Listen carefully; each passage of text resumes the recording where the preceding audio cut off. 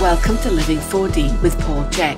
Today's guest is artist, poet, shaman, and martial arts expert YaHuMa. If you enjoyed today's episode, please consider leaving us a 5-star rating and a warm review on the podcast platform of your choice. Your opinions matter, and your ratings help us to grow and help more people to be healthy, find freedom of body and mind, and to live their dreams. A big thank you to our premier sponsors, Bioptimizers, Paleo Valley, Organifi, our podcast sponsors, Ned and Wild Pastures, and our preferred product sponsor, Peak Life. Their support is essential in producing this podcast, and we hope you will show your support by visiting them online and trying all the amazing products they produce. Please check the show notes for links and details. The topic of today's conversation with Paul and YaHuMa is meeting the invisible. From the east, the place of the rising sun and new beginnings, we call upon the light of a new earth nation to rise as one people on one planet, rising into expanded awareness and greater vision for the greater good of all. And so it is. From the south, the highest place of the sun, shining equally on all of us and all of our relations in all kingdoms, we call upon the light of unconditional love and compassion to awaken in our hearts and shine through our thoughts, words, and actions with joy, ease, and grace for the healing of humankind. And so it is. From the west, the place of the setting sun and inner vision, through introspection, we call upon the inner light to tune in and come in tune with Source within, realizing our true nature of infinite potential and divine essence. And so it is. From the north, the place of the night sky portal, to the celestial light bleeding throughout the dimensional gateways of the stars, we call upon the wisdom and strengths of our ancestors who walked this earth before us, reminding us that soon we will be ancestors to our children's children, and therefore call to step into true guardianship of our body and home planet, this sacred Mother Earth, to protect and preserve the elements of life for the future generations. And so it is. From below, we call upon the light of life, carrying us, nourishing us, sheltering us, the sacred Mother Earth, who lend us her earthen robe so we can see her beauty, feel her heartbeat, hear her song, smell her fragrance, taste her delight, and touch her in a sacred manner, co-creating and sharing a new earth of good health, well-being, abundance, and prosperity for all of our relations in all kingdoms within earth, water, fire, air, and ether. And so it is. From above, we call upon the light of the great mystery as pure consciousness, expanding and ever unfolding in myriad forms, emanations, through our alignment to the Most High within us. And in all sentient beings, we recognize the divine in one another, awakening to the truth that there is only one of us here. And so it is. And from within, we call upon the light we are to awaken the light in one another.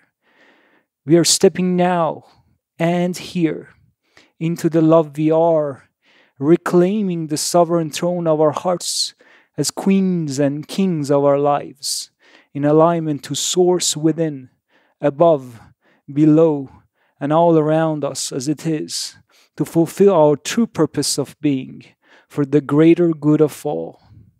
From here and now onwards, we are called to remember the sacred laws and universal principles of love and respect for all living beings in all worlds. And so it is. Welcome to Meeting the Invisible with my great friend, someone who I love dearly, have tremendous respect for. His name is YaHuMa. Welcome. Thank you. Thank you so much, Paul. It's great to have you with me. I was introduced to YaHuMa by someone who you may know, Danny Way, the great skateboard star. YaHuMa has a lot of talents. He's one of the most well-rounded people I've ever known. His art is mind-blowing. He is probably one of the most powerful shaman I've ever known and worked with. He's a martial artist. He makes music. He works with gemstones and a variety of other things. He's a poet. He's one of those rare people that has a lot of God running through his blood vessels. I can tell you that, and you're about to find out. To begin with, YaHuMa, I'd love it if you can share what your name means. It's a very interesting name. Yes, so I can expand on that. YaHuMa would be equivalent to divine spirit mind. So the Ya would be representation of the divine, and the Hu would be representation of the spirit, like the Hu, like the breath and the spirit, and the Ma would be the mind. So divine spirit mind. That covers it. That's everything. Great. Now, you're kind of a well-kept secret. That's the only way I can describe it, especially having not only seen your art, but you gave me a beautiful piece for my birthday, which blew my mind, and I have it up on my blackboard right next to my Chek Life Process Alchemy master diagram, and I was quite blown away when I came in here to put it down until I could hang it, because it's a pretty big piece. And I looked up and saw my Chek Life Process Alchemy diagram, and I looked at your art, and I went, my God, he has been climbing around inside of my mind. And all my friends that have seen that have been quite surprised by that. And they all say the same thing. Has he ever seen your alchemy system before? I said, no, he hasn't. Well, yes, he has, but not physically. And the other thing is, YaHuMa does his art freehand. And if you saw it, it would blow your mind to know that someone can do this free-handed. And so there's a lot of amazing things about him. And we've had some great times together, and we have a lot of the same values, and we just enjoy each other's company. And I'd love it if, YaHuMa, you can give us a background or an overview of your life and share how all these amazing talents of yours developed. Because, for a guy with the level of skill you have in so many areas, it's kind of a misnomer because you're not that old. How old are you? 39. 39. Yeah, you got about 150 years of wisdom walking around in you. Maybe 1,050, I don't know. So I'm just curious. I'd love the listeners to know too take us through a journey of your life and how all this came through you and does come through you, because you're also quite a mystic. Do you ever consider yourself a mystic? I can. You can. Yeah. He's a very humble guy, YaHuMa. If you met him, he's kind of funny because you'd never know what's standing in front of you, but once he starts talking or channeling or things like that, it's like, what in the world's going on? And so because you have all the qualities of a real mystic, and I've been in your presence experiencing these things, and I'm not a guy that's easy to impress, but you've certainly stood the little hair I have on end multiple times. So yeah, why don't you give us an overview of your life and just how all these talents of yours developed? Sure. I can start from my childhood, and I was born in Iran, Tehran, middle of Iran-Iraq war. That's an intense place to be born. Yeah. So it was, yes, as you said, it was like an interesting time to be born in middle of that chaos. And, from early age, like I could sense something within me vibrating, and a sense of knowing at an early age that you could categorize it as like a clairvoyance, which I wouldn't know how to share it. So I would keep it to myself. Like it was interesting because I would know when people would call, or before even they say something, I would say it in my head and they would say it. And it kind of like, I thought everyone can do that, around me. It was a talent that I had, but I didn't know I have it. And I wouldn't share it. I didn't even share it with my mom, that what's going on in my head. And I'm like reading people's energies and people coming around me. I can sense their feelings and emotions, which sometimes would be too much for my age, holding it, all that within me. So I'm like, I was raised in a middle class family, Sufi dad, amazing human being, that he was a mountain climber and would take me to mountains and we would explore the nature. And he was very powerful at the same time, very humble and grounded. And you could barely see him talk. He was a very good listener. And he also was a winemaker. Oh. Yes. So that was his medicine. So he, at the end of the September, like he would go and pick these amazing grapes from different farms, and our house would turn to like he would like lay all these grapes around the floors everywhere. And we would be part of the process of winemaking to let them like get the moisture out, and then he would put it in these containers.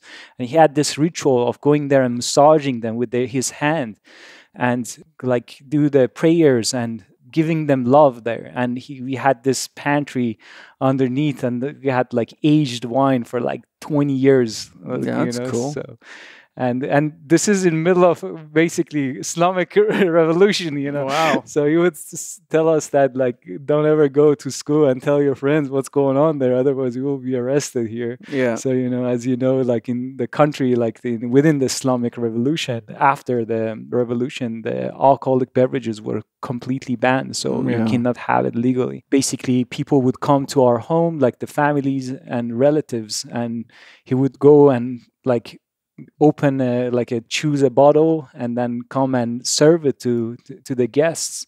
And they would have poetry, music, dance, and such an amazing dynamic of like using as his medicine to bring good vibrations to others. Growing up witnessing that, at the same time outside our home we are looking at this dogmatic religious understanding that everything is forbidden and like you shouldn't touch this.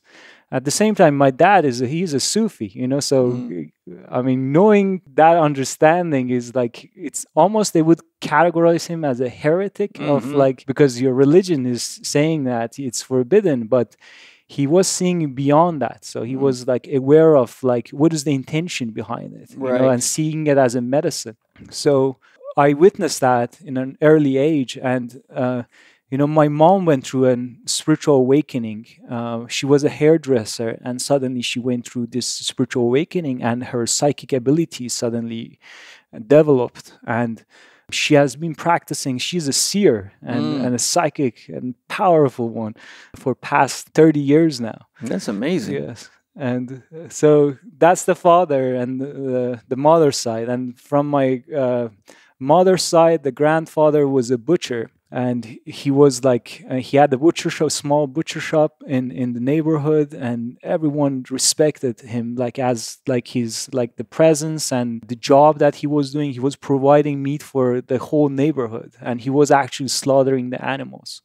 So growing up, I witnessed the spiritual practice of slaughtering animals and communicating with them and understanding that this is a way of returning back to the human consciousness as a way of sacrifice of an animal and the meat. Everyone likes to eat the food and the kebabs, but no one likes to slaughter the animal. No. So he was carrying that role as someone who was doing that job.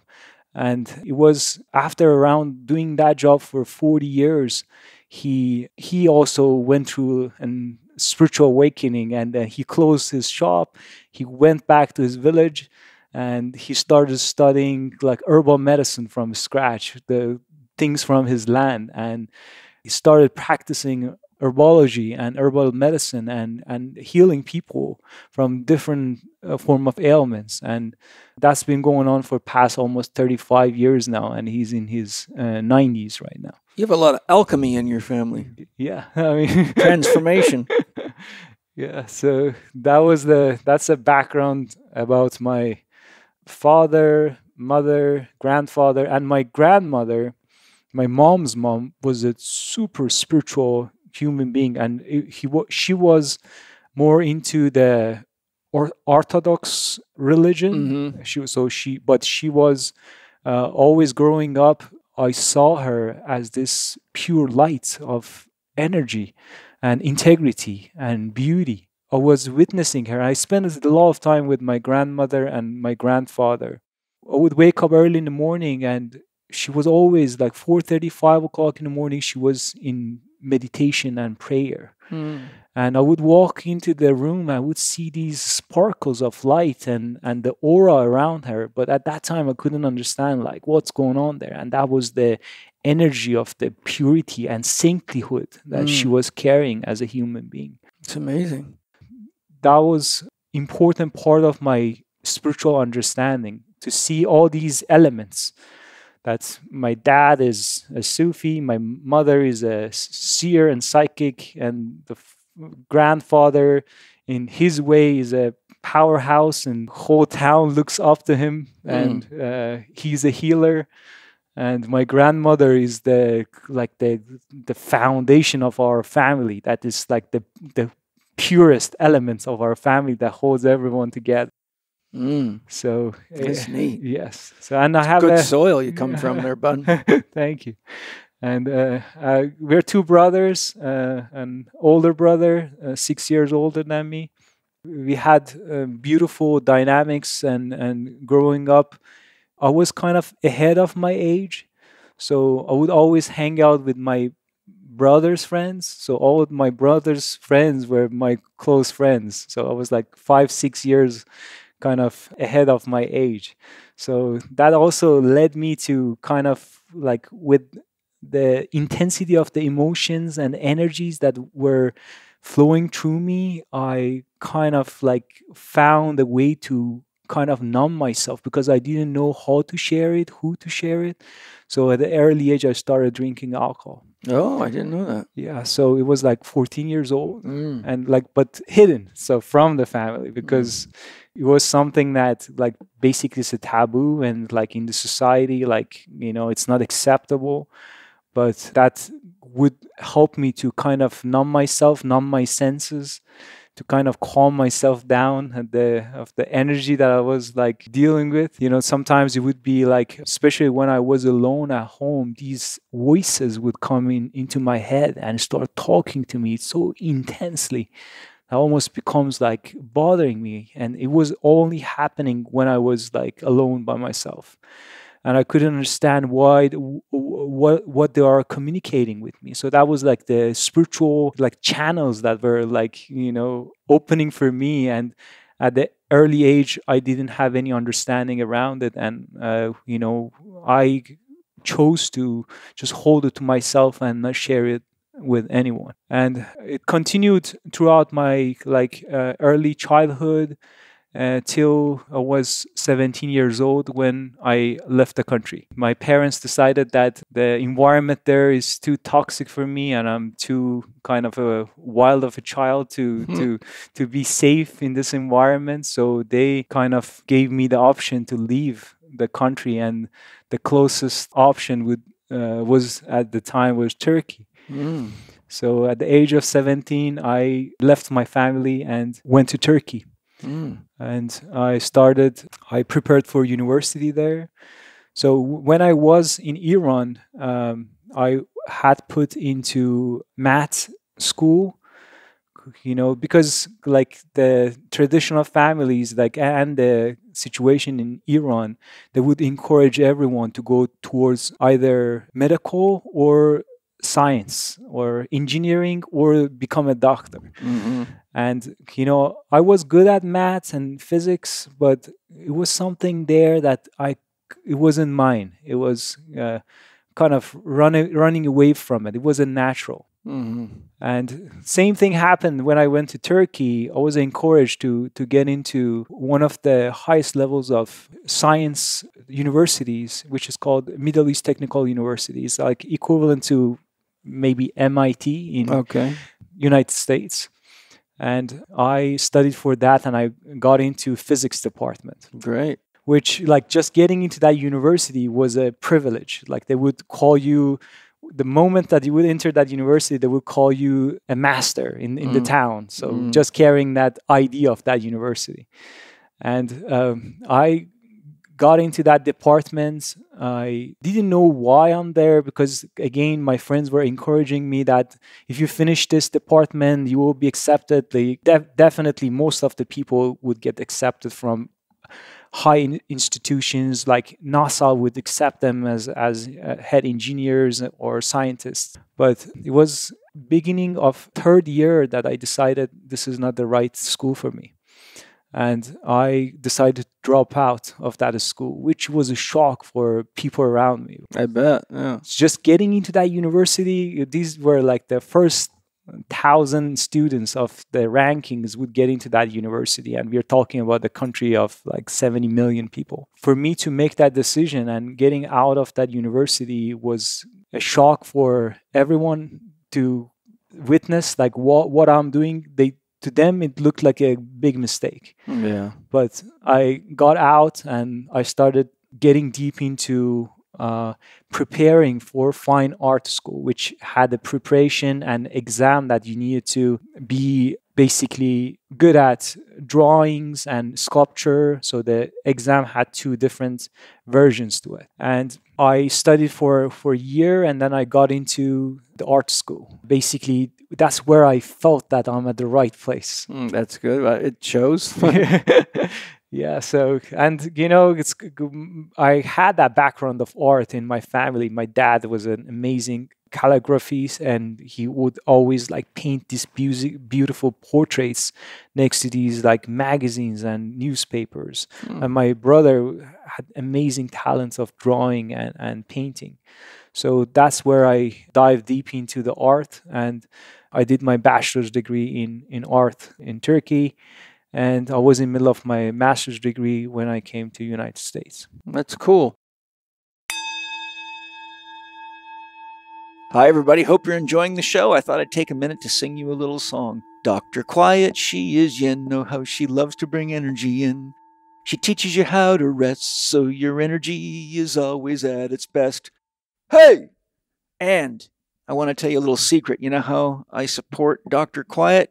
I use Organifi Gold, and it does some magic to help you sleep deeper and restore better so you can get up and be a freedom fighter first thing in the morning and all through the day. And I got Drew Canoli, who created the product right here, right now, to tell us why it works so well. Drew, what's so unique about Organifi Gold except the fact that my kids won't stop asking for it?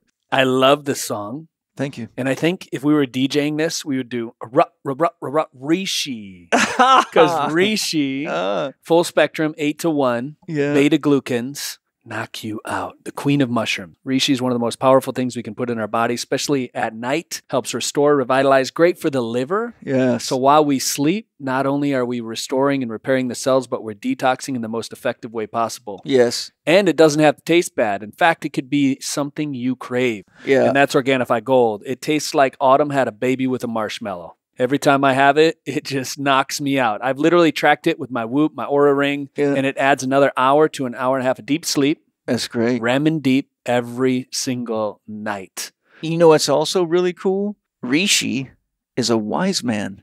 It's not only the name of a mushroom, but a Reishi is a wise man. Oh, true story. Yeah. Yeah, I love that. It's absolutely true. I'm not pulling your leg. And how much wisdom have you and I gained from night school? A lot of wisdom. Yep. Yes, and you gain a lot when you can't sleep. You go, what am I doing wrong? And how do I get it fixed up?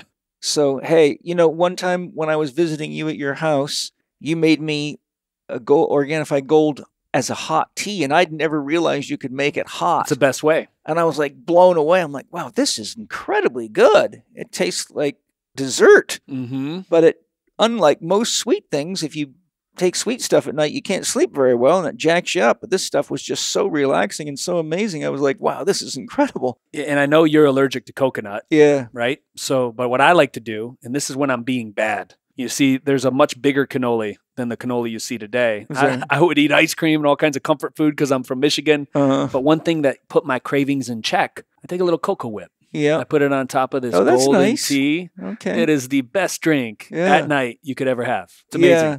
I'm intolerant. I'm not allergic, so I did try it. It just makes me feel stressed, but I found that, if I don't overdo it, I'm good to go. So I'm really excited to have everybody try Organifi Gold because we all need to sleep deep and pay attention to what our soul tells us while we dream so we can work together to make this world a beautiful place for everybody and get our freedom back and get rid of the toxins in the government and other things we need to do. And now, for a limited time, Organifi Gold Pumpkin Spice is back. All the goodness of regular Organifi Gold with the flavors of fall, pumpkin, cinnamon, nutmeg, and allspice. Go to Organifi.com/Chek20 and use the code Chek20 to get 20% off your order of Organifi Gold Pumpkin Spice. That's Organifi.com/Chek20 and the code is CHEK20 to get 20% off your order. Sleep well.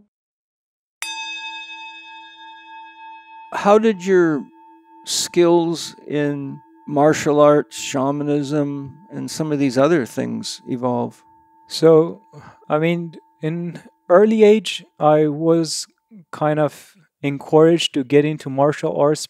At the time, it was more of a sense of like getting the confidence of being like, strong and in society, which was very male dominant, and to kind of protect myself and strengthen myself. I didn't know exactly why I always gravitate into it, but I studied Budokai. I extensive training in Budokai, full kickboxing, and Kyokushin karate. And I continued Kyokushin karate when I was in Turkey.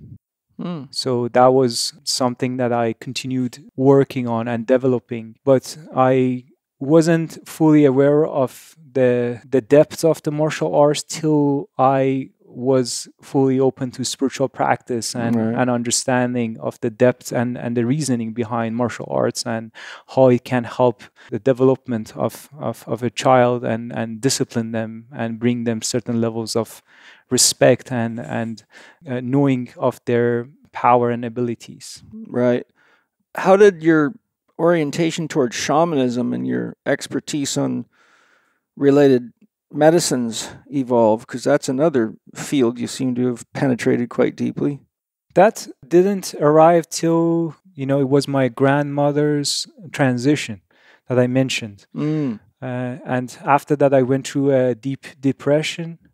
It was not just because of that. It was like my dependency on alcohol and use of cannabis. And I was numbing something. Yeah. So I wasn't aware of like throughout my development, I was like kind of running away from a truth of understanding or of not facing my true self. So it happened after that period of depression. I went through this spiritual awakening and I was connected to plant medicine. And right there, something was awakening inside me that showed me my path, showed me everything that I had gone throughout my childhood, every person that I have encountered. It was like the first time I had basically came across plant medicine. Like it opened the door of my understanding about myself, about my past, and glimpses of what are the possibilities of the future. What was the first type of plant medicine you got exposed to? Psilocybin mushrooms. Oh, good. Yeah, they're always magical. Yeah, that's the magic mushroom. Yeah, that's very, very interesting. Tell me more about your plant medicine experiences, and because you've got a lot of knowledge. I know that was just the beginning. Take us on your journey. Yeah. So, I mean, the start of it was basically we went for a camping trip. and one of my friends had brought some mushrooms with. And good friend. Yeah. And I had never prior experience with the mushrooms, and it was I guess 5 or 6 of us in that trip, and we were camping next to the ocean, and so we made a tea out of it, and we had a cup of that mushroom, and just right after I was called to go for a walk. So I went for a walk and I sat in this pile of rocks that was next to the water, and I sat in the middle of these rocks and I looking at them with fascination, it's the first time I'm seeing rocks in my life. Did they talk to you? Yeah, or looking at them, it was wow, it felt like I found a pile of jewels or something. I have powerful experiences with rocks. You know me and rocks, but I'm just saying, the thing too is the plant medicines really opened up my connection to the spirit in rocks and made it so that I could connect to the spirit without the medicines in me. And I think that's one of the most important things people don't realize, is that the medicines take you to states of consciousness that show you that you're capable of these things. And for me, that inspires the practice of going back there without the medicines. I think that's what a lot of people miss. They keep relying on the medicine, but they don't activate that consciousness within themselves. The reason I asked about the rocks is because, rocks talk to you. Yes. They tell you what to create out of them. They're pretty damn magical. People forget that almost everything in the universe, at least on solid planets, other than the gas stars and things like that, are made of rock. I mean, we're in a universe that's really built on stone. Mm-hmm. So spirit is heavily woven into stone. In fact, you could say matter is spirit moving slowly enough that you can interact with it. So people forget that God consciousness is creating from stone too. Yes. But anyhow, forgive my intrusion. Continue. I'm enjoying your story. Yeah. So that's what happened, and then I just was sitting there with fascination, and I'm listening to this voice inside me, and it told me to just go back.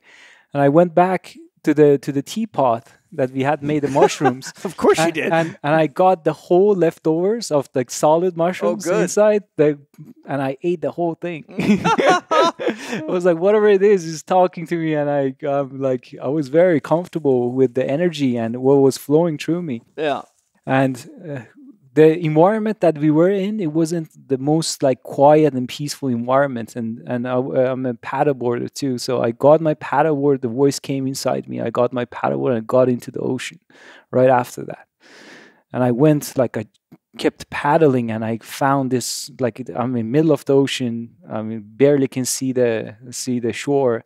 I lay down on my paddleboard, and that's where the medicine fully kicked. And I'm laying down on the paddleboard and brought my whole life in front of my eyes, from childhood, everything that I went through, and the situation that I'm in, and glimpses of the future and what is my role. And I was so fascinated with the whole thing that is happening. It felt like all my life I was waiting for that moment of this molecule coming and helping me. I was what I was waiting for, where were you? I know that feeling. I know that feeling well. It's really magical. Yeah. Deeply spiritual. Yes. Continue.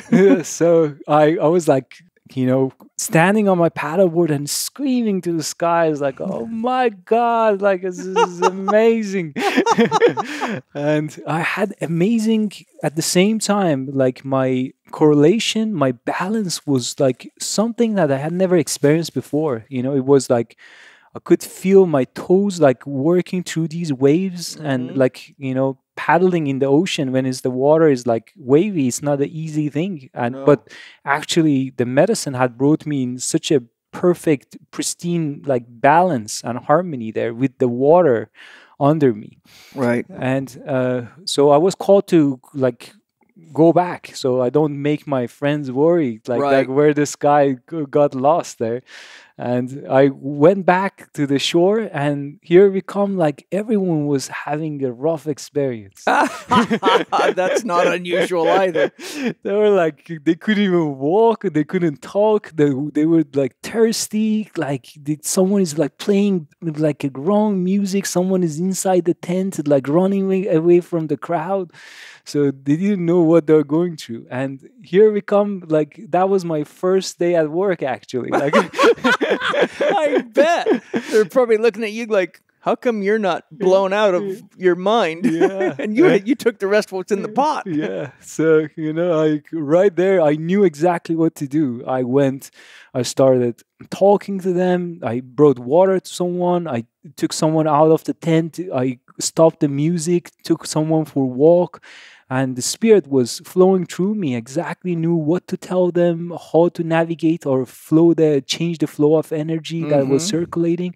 And within of like half an hour, everyone was like lifted up and everyone was like feeling amazing. Well, good. So that was my first encounter with the medicine and my role there. That it was like completely different. The way that was working with me was different than working with others. Right. So right there, I knew that this is my ally and this medicine is here to teach me a lot. Yes. So I got it there. I got the message right there. And that took me around 2 years of sitting with myself. I would go camp and take medicine slowly with small doses and within darkness, facing my shadows, facing my childhood traumas, everything that I've gone through, my addictions, the source of it, and why I'm like battling with all these things.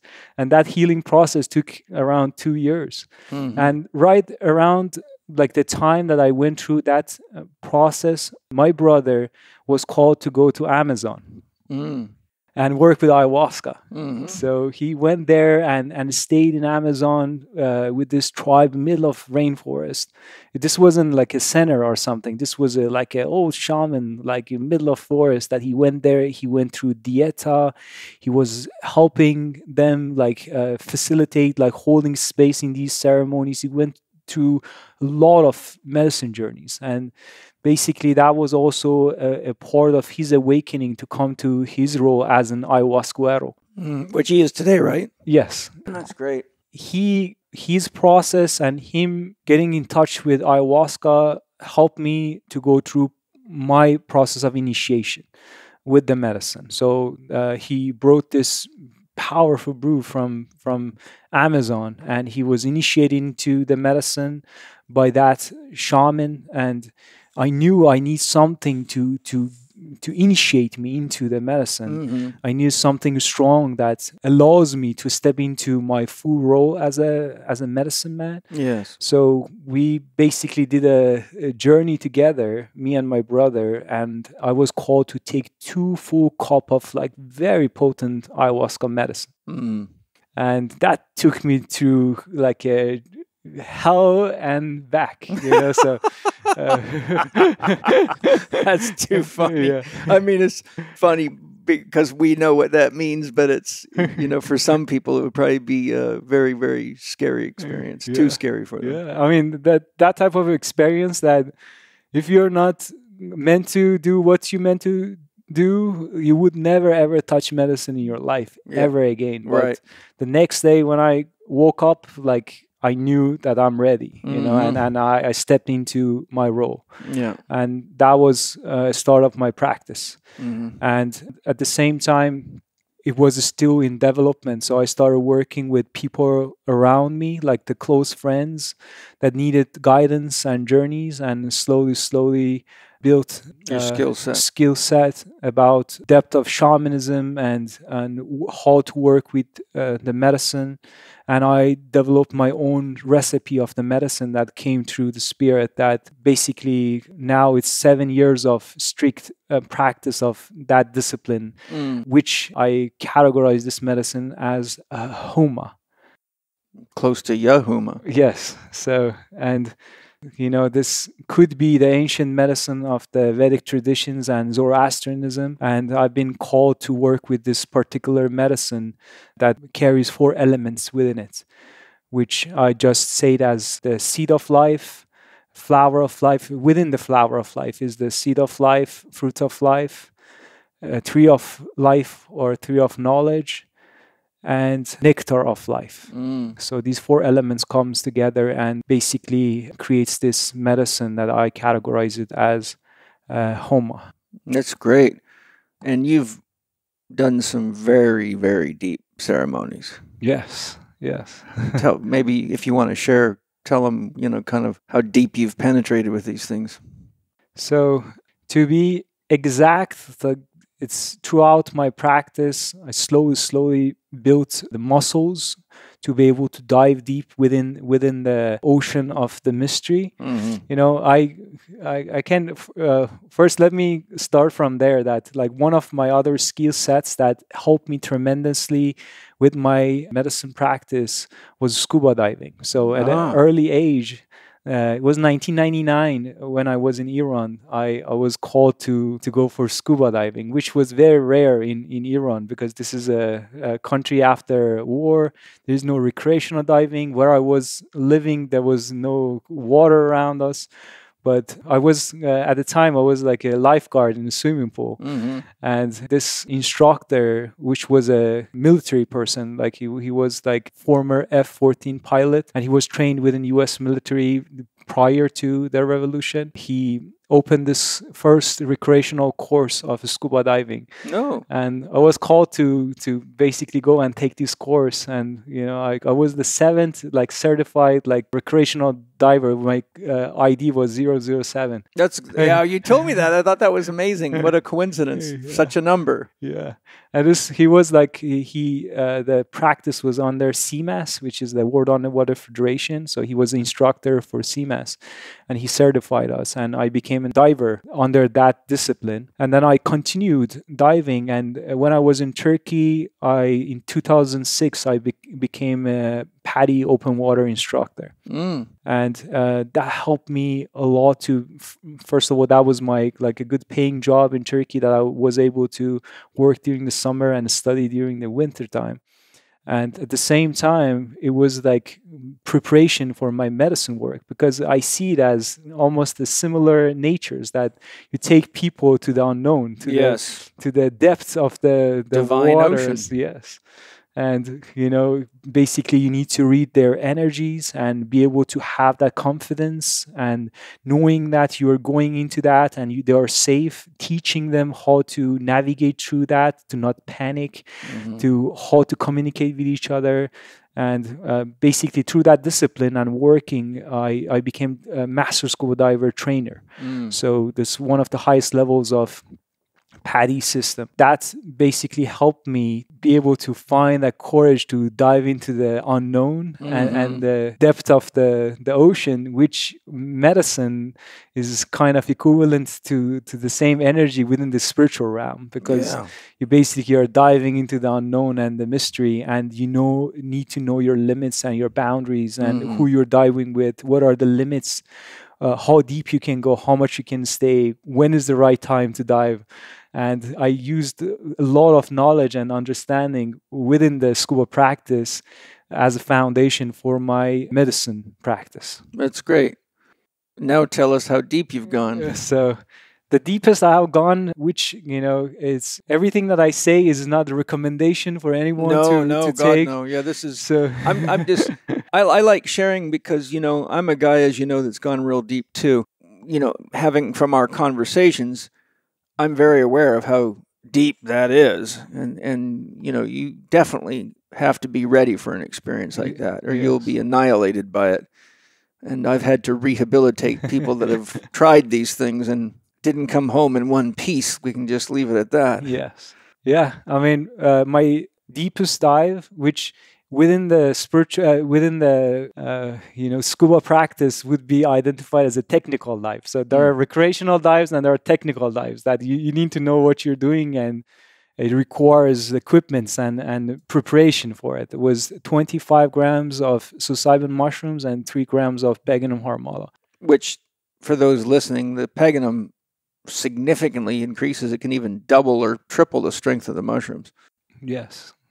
So, but I prepared for that journey around like 6 years to be able to take a dive that deep. And I did it on Christmas Day. And the 25 was like, I was guided into that. And basically, I was out of my body for 11 hours. And I was guided to do this journey solo. And with no music, just one candlelight. And through that, my intention was to understand Christ consciousness better and come closer to the grasp of understanding of what it means.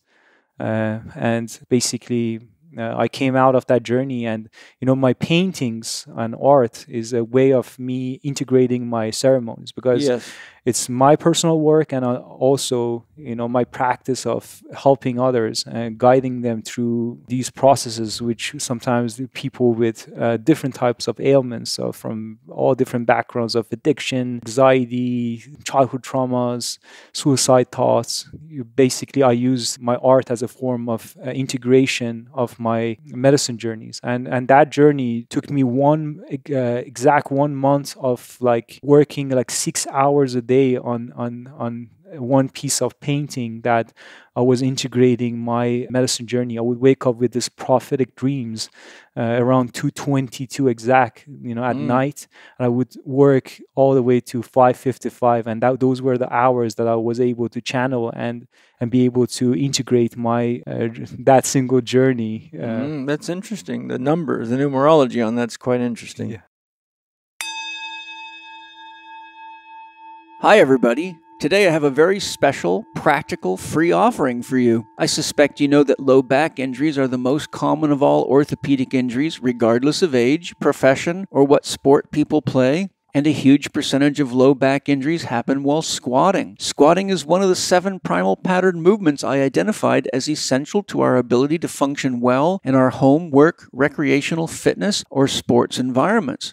Most don't realize it, but the squat pattern is one of the most common patterns that lead to low back injuries. We are using the squat pattern when we get in and out of chairs, on and off the toilet, or engage small children. Additionally, to get in and out of a car requires a single-legged squat with a bend and a twist, particularly if you drive a car that's low to the ground, like a sports car, which is a very complex movement for anybody with a weak dysfunctional core or who has an unresolved back injury from the past, which is exceedingly common, even among world-class athletes. I would love to give you the squat assessment I developed for the students of the Chek Academy so you can identify any muscle imbalances, joint restrictions, or technical flaws that include the need for form correction or corrective stretching, joint mobilization, and specific strengthening. Anybody that wants to heal from back pain, avoid unwanted back pain, enhance work readiness and athletic performance will be well supported by using my free squat assessment checklist. My squat assessment is ideal for any athlete wanting to optimize their performance in the squat. My squat assessment includes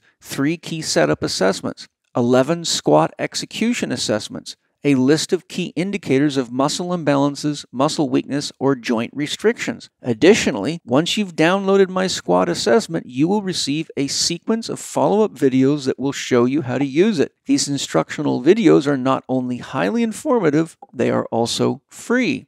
To get your squat assessment form and free instructional videos on how to use it to its potential, go to chekinstitute.com/squat-assessment. That's chekinstitute.com/squat-assessment. I'm sure you'll be amazed at how effective this squat assessment is, even if you don't have back pain, and how much it can help you help others. Enjoy.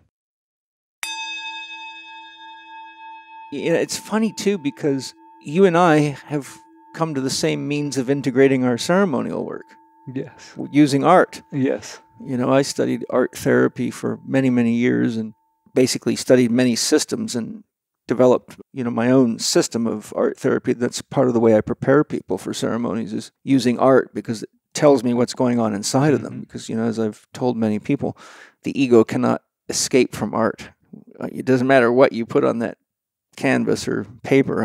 I can see into it, So it's just interesting how both of us found that pathway for, anchoring us, not only for me going in, but also for integration. And God, I got hundreds and hundreds and hundreds of pieces of art, and I know you do too, because I've seen some of your art, and I know you got lots of it in books, and as I do. And that's one of the things that we didn't really touch on. Tell us about how you developed your art skills, because not only is your art very different.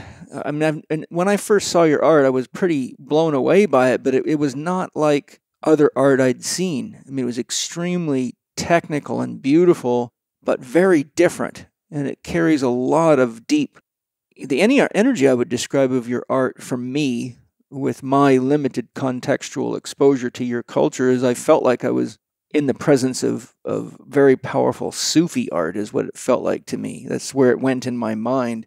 I've studied enough Zoroastrianism to know the concepts, but when I first looked at your art, I didn't think Zoroaster. I thought Sufi. I felt like this is something that a Sufi master would be doing. That's just how it affected my consciousness. The other thing that, you're doing your art freehand, but it certainly doesn't look like it. I mean, it's crazy. I mean, I'm looking at that piece of art you gave me for my birthday, and everybody that sees that is like, it's hard for them to imagine you could do something like that freehanded. So how did you grow and develop your art skills and that very unique style of yours? The studying art in university helped me to create a foundation of development of like seeing art as it is. So that those are the first stages that, for example, we would draw for like hours and end, like in live models, and just sitting there and drawing and build those skills. And I also had a background with calligraphy, which was coming from my dad's side. And I studied like 2 years in painting and also rest in graphic design. So it gave me all these abilities of understanding what are the usages of fonts and shapes and colors, and mastering those skills. But I couldn't, it's throughout your development, you still cannot, what you're producing cannot be recognized, in my opinion, as art till you come to that full maturity that your soul is talking. Yes. And that's the time that what you're creating becomes through art. Yeah. And that happened exactly with my spiritual awakening. And I would sit down, and especially early mornings, I would sit down and put my hands on the paper with no judgment. And I would allow the spirit to flow through me and guide my hand, and I would just keep doing, and without showing it to anyone. And I went through all these like many like books of these like drawings to build the precision and like the also the soul connection, that is, my mind is not the decision maker. Actually, my heart is the guiding principles behind what I'm creating there, which throughout the year start developing, and you start getting a flavor of understanding, which when you mention Sufism, unlike like a lot of people's understanding that they think Sufism is directly connected to Islam, but Sufism actually predates Islam. It's one of only disciplines that actually tie to all the faiths and religions.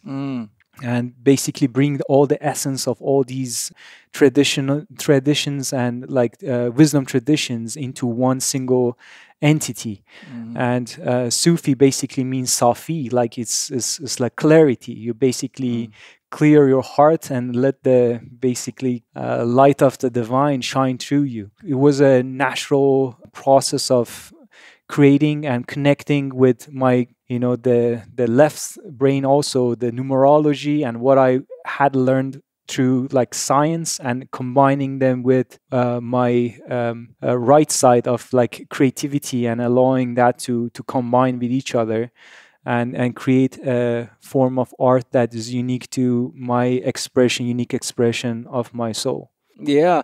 Now, in my art that you did for me, you wrote in Farsi, and in several of them you write in Farsi, but you also write in Hebrew. Yes. Are those the two main languages you put into your art? So Hebrew, Sanskrit, I use Aramaic, sometimes English, but a lot of numerology and sacred geometry that goes into it. That is the only way that I can translate my experiences into a form of art.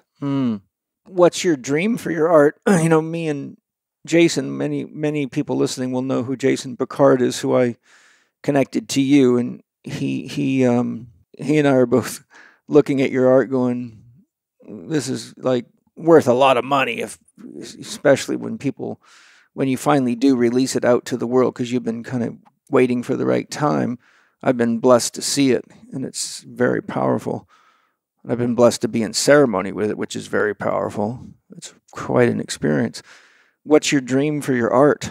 My ultimate dream would be to use these artworks as a portal of understanding and be used in ceremonial spaces for people to open the door to a depth of those levels of consciousness and connecting to all different aspects of these traditions, which are my goal of creating these arts to bring harmony and unity between all these traditions, which I see it as in the world there's so much separation and segregation between them, and they see it as mine and yours, but how I'm seeing it is that they're all pointing at one direction. If you can look at it at the right place correctly, they are pointing out at this same message. And my goal is to bring that understanding to the collective, that these are all different ways of divine message and translation, and at the end it's all about union and unity between us, not separation or one is better than the other. Right. One of the things I love about your art is, even though I cannot read Sanskrit, Farsi, Hebrew, and all the things you put in it, I'm going to share an experience that I have when I'm looking at your art, especially in ceremony, because I have the same thing with music, because I have a lot of music from foreign countries and I don't know what they're saying, but I always understand it by just emptying myself. And I'm very visual inside, so I'm clairvoyant. So when the music's playing, images come to me, and I've gone and investigated and looked at the words and got someone that knew the language, say, what is this saying? And sure enough, my visions are always what it's speaking about in the music. And when I was with your art, the times I've been with it, even though I don't understand what it's saying, it speaks to me, particularly in my heart, but inside my whole being. And it's as though somehow, even though I don't understand the language in my left brain, it is though it is a universal language. Your art is producing a vibration, a resonance, a frequency that seems to have a very harmonizing effect on my psyche, and probably every one of my friends that have seen it all felt it. Even my children felt it. So I think that's very beautiful and very interesting. Now, because I know what's going to happen after people hear this podcast, there's going to be countless requests to see the art. They're going, how come you didn't show us any of the art? So maybe we can talk about that. When are you going to make the art available for the public to see? And is there a reason you're waiting to make it public?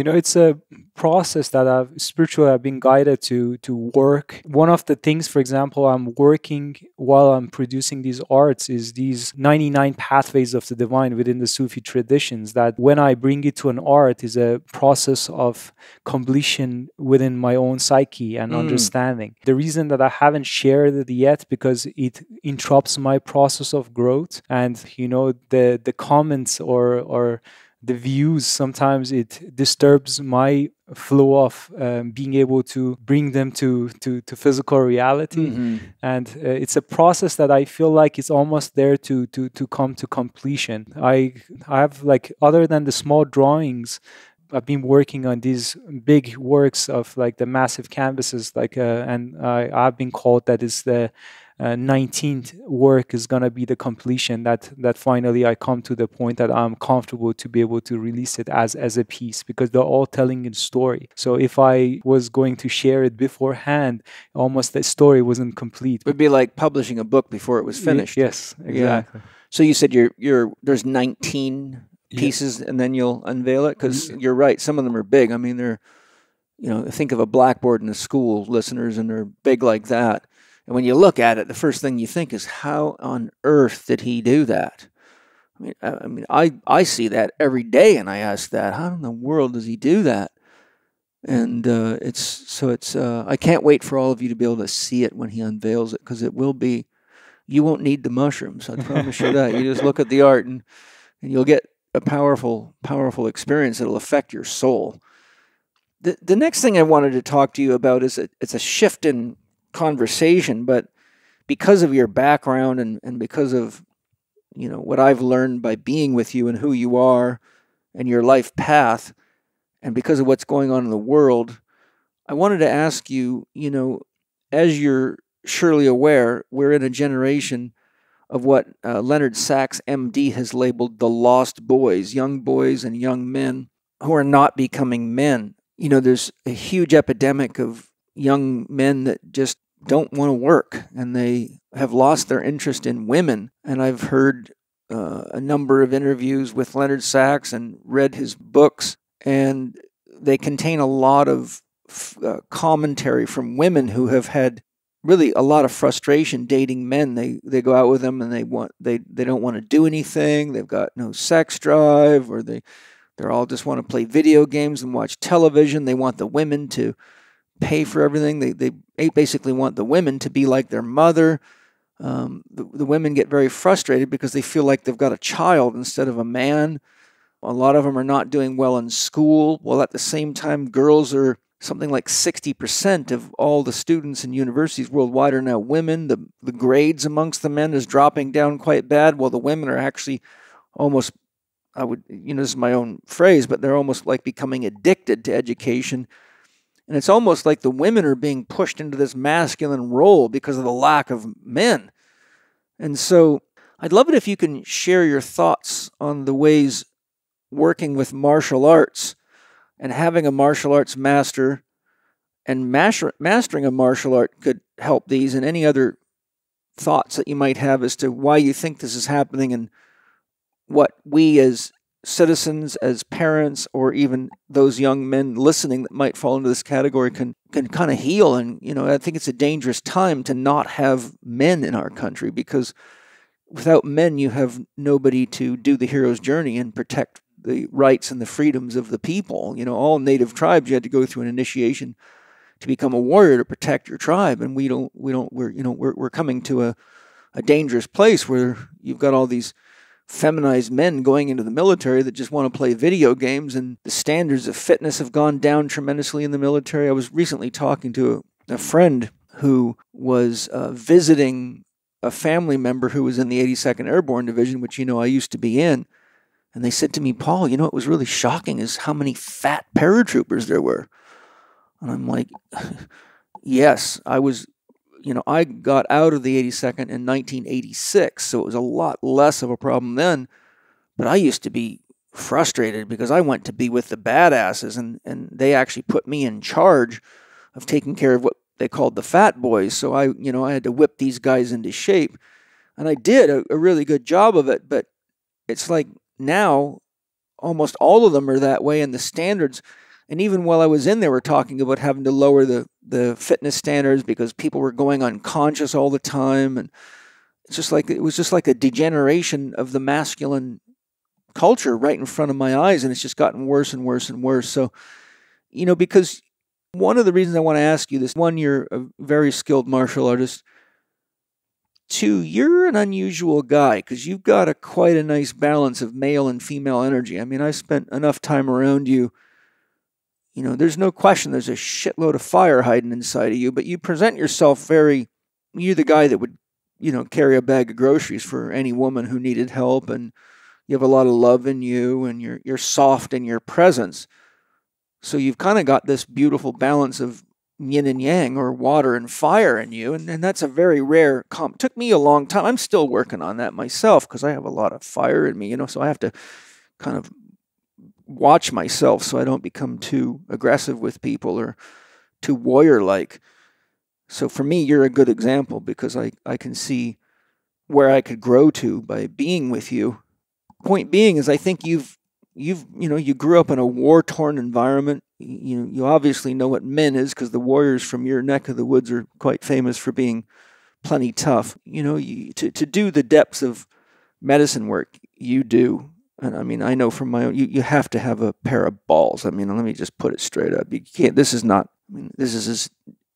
every bit as dangerous as a battlefield. You know, it's the same kind of alertness because I'm trained in that, and it helped me, all my battle training and all my intense boxing, kickboxing, motocross racing, etc. They gave me the strength in my ego to be able to handle the intensity of the dissolve and not lose my composure. So I just felt like I had to ask you this question. I mean, what do you see looking out at the world, and what are your thoughts on how this is happening and what to do about it? Yeah, I mean, how I see it is that, with the lack of tribal culture and the tribes, in old days, like men would be obligated into these rite of passages. And I see, like, for example, for women, that naturally happens throughout, their birth, like when they are able, they become pregnant. That's a rite of passage by itself. So it pushes women naturally into that, stepping into the motherhood. But for men, that doesn't happen naturally. So it needs to happen with the help of the society. You almost like need to push them into to step into their adulthood. Yes. And that's lacking in the society. And I see like there can be different forms of disciplines or practices that can push men to step into their adulthood and not be these grown-up little kids walking around and chasing toys around. Yes, chasing toys instead of women. Yes. So, I mean, the martial arts could be one avenue, and I see it can be both harmful and beneficial. Depends on like what is the goal behind it, and also important thing there would be probably the master that they're training with, what the level of integrity and respect they are carrying there, and what they are teaching these children and how they carry them. So as a teacher, so if it's done for like raising your ego conscious and strength to kick someone, it's gonna be actually harmful more than beneficial. But if it's in a level of mastery that bring them to discipline and respect for others, and showing it as a form of art that basically develops their physical abilities, at the same time the stronger they become, the more humble they become, so they're not out there to harm others but actually protect others. So, and plant medicine is another avenue that I see. That's one of the reasons that is kind of coming to consciousness or to our horizon in this scale right now, is that we need that to bring us to that basically rite of passage. And plant medicines can be used, if used correctly in the right setting, be used as a form of rite of passage to bring men into their adulthood. That's a tricky landscape right there, and I'll tell you why. Because one of the, I've studied this deeply, not just the practice of it, but the science and the philosophy and the history of it. And one of the general consensus amongst experts in plant medicines, and I don't just mean professors and people like that, I mean people like you that know what people like Stanislav Grof and Aldous Huxley and Houston Smith and, some of the real pioneers of this stuff, and many others too. But one of the things that is very often stated as a precaution is that you shouldn't take people on plant medicine journeys that lack ego, because if you don't have an ego, you have no sense of how to identify yourself when you fall into the unconscious due to the effects of the medicine, and that it could be damaging to their ego development, and it can trigger a schizophrenic experience. And I've seen this happen many times. I've had to rehabilitate and put the pieces back together. So why I bring this up is I totally agree with you, it can be used that way, but wouldn't you agree that to use that form of initiation would require a very skilled shaman or guide, so that you don't end up coming out of that less capable and with less agency in the world? I just want to know your thoughts on that. Definitely. So when I mention that, it's like I see it as one avenue of like going there, but it needs to be looked at as with a lot of caution. It is not something that you can look at it lightly. So definitely it needs to be, you need to think through it, that like why you're stepping there, who you're stepping there with, like what is the true intention of those people guiding through that process. But if it's done correctly at the right age and, with enough skill sets, it could be a tremendous help for opening or expanding someone's consciousness to come to their full power and strength, and connecting them to their higher self. Hi, everybody. I am so excited to tell you about Wild Pasture's amazing meat delivery service. They have beef, chicken, pork, and wild-caught fish. My family and I have been enjoying their meat for quite some time now, and I just couldn't wait to tell you about it any longer. We had an amazing barbecue this weekend, and I'm still high off the meat. And they use a whole network of regenerative farms, which means that you're getting a different ecosystem from each farm, which means a different nutritional profile, which means nutritional diversity, which means health and vitality, which is exactly what we need right now in the world for ourselves and our families, so we can all make a difference in the world. And Matt Smith's going to tell us more about this amazing company, Wild Pastures, about their offering and how you can get it. Thank you, Matt. Thanks so much, Paul. And I'm excited to tell your listeners what they can get today and how we can help them out. So, as you know, pastured meats are crazy expensive. And so our goal with Wild Pastures is to tap into this network of regenerative farmers and to finally create the solution of where we can get the highest quality meats delivered straight to your door for the most affordable prices around. And so we're on average seeing that we are 40% cheaper than any other delivery option out there, and that our customers have reportedly saved, on average, $1,000 on their grocery bill from meat alone.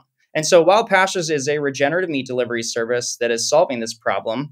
And you can get 100% grass-fed and finished, as well as pasture-raised pork and poultry and wild-caught seafood from Alaska delivered straight to your door. So it's far more convenient. It's far more environmentally friendly because we're using regenerative farms entirely. We don't use feedlots ever. So the nutrition profiles are way better. You can definitely taste the difference. I know we were talking about this on our just before we hopped on, you having a Father's Day barbecue and how incredible the pasture-raised chicken and beef short ribs were. And you can really taste the difference, right? I'm still high. And so our goal is to remove the roadblock from people's minds that if they want to eat healthy, it's too expensive. And so that's where Wild Pastures comes in, is we are delivering with our own fleets of trucks whenever possible. We haven't raised our meat prices in over 3 years at this point. And we're really just creating convenience for the consumer and kind of being the high tide that rises all ships. If we can opt more people into a system like this, the cost stays down for everybody. And so there is a myriad of benefits that go into that. And so today, if your listeners want to try Wild Pastures and taste the difference and experience what it's like, go to wildpastures.com/Paul Chek or click the link in the show notes and save 20% off for life, plus get free shipping for life, plus get $15 off your first box. That's a mind-blowing deal. I can't even imagine. I mean, I've never heard of an offer like that. And, most people will hear an offer like that and think, this can't be that good. But I'm telling you, it's not only that good, it's really good. Or I would not be sharing this on my podcast. I think everybody needs to get a hold of Wild Pastures for their family, for their vitality, for their longevity, and for the future of this planet. So thank you guys very much. So Matt, just repeat the website again. Sure. Just go to wildpastures.com/Paul Chek or visit the link in the show notes and get 20% off for life, plus free shipping for life, plus $15 off your first box so you can try it. You'll be glad you did. I'll give you an example from my own life of something that I know happened because it was my best friend that it happened to. One of my buddies, who was a world-class motocross racer, I used to travel with him and race motocross. He had an older brother, 2 years older than him, and his older brother could get up to some pretty silly tricks. And one day, his mother had made tuna salad with lots of onion sandwiches. And so he thought, this is going to cover the flavor of these mushrooms. And he loaded his brother's tuna salad sandwich up with magic mushrooms. Well, about 3 o'clock or so that afternoon, the fire department ended up at the school, and my friend was on the roof of the school on top of the gymnasium about 4 stories up in the air, and he thought he was Superman, and he was going to jump off the building because he thought he could fly. And so there's an example of when you don't have enough ego structure to differentiate, because, you can get spirits talking to you, and you can get dark spirits talking to you. And if you don't have enough grounding and development, I mean, I would imagine he probably ended up on 5 grams of mushrooms or something, right? And he'd never done it in his life. So here he is, a 10th grader standing on top of the school, and they had to shut the whole school down and get the fire department and bring the huge ladder up and come get him down. And it was a big deal, right? It really caused a shitstorm. And so these are the kinds of things I don't think people realize can happen. So I'm saying this because I do agree with you, and I think, but we lack systems for that, and there's, as you know, where those streets are now just swimming with every kind of psychedelic and designer drug and crazy shit out there, and there's a lot of people getting all fucked up, to put it bluntly. So I would refer people back to my podcast with Hamilton Souther, because he's got a center in the Amazon where he does this, and people can learn this very good. And so, other than my friend Hamilton Souther, there's only a few people that I would trust with young people in that capacity. And you do that work. Can people reach out to you for skilled guidance? I mean, because it could even be parents of teenagers and young men that are lost. I mean, my God, I'd rather them be with you than going to a doctor and getting put on all these crazy, toxic, often addictive, damaging drugs. So is that something that you are happy to help people with? Yeah. So, I mean, throughout my practice, this is something that I have developed, and with this particular medicine that I work with, I take people to these healing journeys. But, it's a process that I need to be called to it. So I do not sit with everyone that reaches out to me, and I need to be guided that is the right process and the right medicine for them. Yes. And I'm the right guide for them at that time. And at this point, like where I am, I'm mostly sitting with advanced medicine people, so people that have experience and they want to step into their medicine path. But there are rare cases that I accept to work with people that, they're basically their first experiences and they need guidance and healing work. Yeah. But it's something that, I follow my soul's guidance, and I believe that throughout my practice, whoever has been guided to me, which I have sat with over probably 300 people, and it's been all amazing results, and, and I observe their processes, and there are limited people that I can work with, and I only do one-on-one journeys, and I don't do group ceremonies, and that's the way that I'm able to, keep it safe, and also connect with them. I normally look at a 3-day process of preparation, 1-day ceremony, and a day of integration, and a follow-up with them through the process. Have the same sort of model. I do the same thing. I always let my soul say who I should and shouldn't do. But I've had a lot of people, like soldiers that have come back from the Gulf War and have PTSD, people that were traumatized by abusive fathers, people that were injured in things like martial arts and sports, a lot of head injuries. And I've also had to help a lot of young men, sometimes not young, but some, 25 to probably 50. But I've had a number of them. Once the medicine opens them up, there's a lot of violence in them. And I've had some pretty days where I had to earn my living. I've had people that, they were getting violent, really violent, and enough to scare. I mean, I used to have an assistant work with me, and there's been times where my assistant was so scared she just took the hell off. It's like she didn't even want to see it. It was so wild. I've also had people with possessions, and that, fortunately, I know how to handle those, but most people get scared to death when they see somebody with a possession.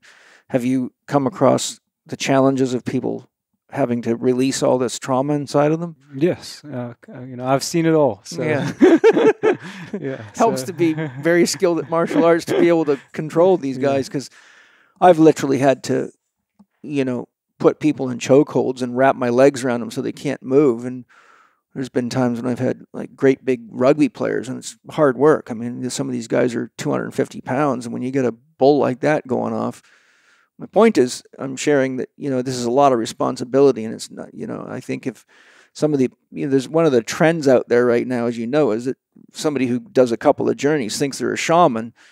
The next thing you know, they've got people, going into their unconscious, and this kind of stuff comes out of them, and dangerous things can happen. Give you an example. I won't mention where it happened or who was initiating the ceremony, because they're quite famous, and I don't want to do that to them, although sometimes I feel like it. But one of my students went to a ceremony with lots of people, and the person running the ceremony wasn't containing these people very well, and she was on a whole bunch of mushrooms, and she ended up goofing around on some really steep cliffs in a foreign country and fell off the cliff, broke her back, broke her leg in several places, severely concussed herself, almost killed herself. And I ended up getting a call from a foreign hospital in an emergency, because she was afraid to even let them operate on her, because she was in a kind of a, not a place where there's real good hospitals and things. But it was being run as part of a group that, people joined and spent money to be there. And so there's a lot of stuff like that going on out there. So I think it's just important for people to realize that, it's becoming kind of almost in vogue to go do a plant medicine ceremony, and everyone thinks it's the coolest thing, but they have no idea what they're getting into sometimes. So I think it's very important for those of you listening to find someone like Hamilton Souther and YaHuMa. There's a very small number of people I trust out there, but you're definitely one of them, because I've shared some of my clients with you, and I know you know what you're doing, because I've done ceremony with you. So I just think it's important for everyone listening to keep your head on straight. This is not party tricks. This is not just getting high and going to a concert. This is like serious, real growth and development work, and it requires a very skilled guide. So thank you for offering that to people, because it makes me feel good knowing that someone like you's out there doing this work, because it's very important work. And it's like, it reminds me of something Terence McKenna once said. People were asking about, can you use plant medicine for legitimate spiritual development? And he said, well, you can sweep the monastery floor for 7 years, or you can do one hit of DMT. And even though that's true, that one hit of DMT might, turn you into a schizophrenic and ruin you for the rest of your life too. So you got to also be careful. But so there's a real opportunity for accelerated spiritual growth and development. I don't think you can accelerate in spiritual growth and development without someone who's already spiritually evolved to guide you, because there's a lot that has to be processed in those experiences.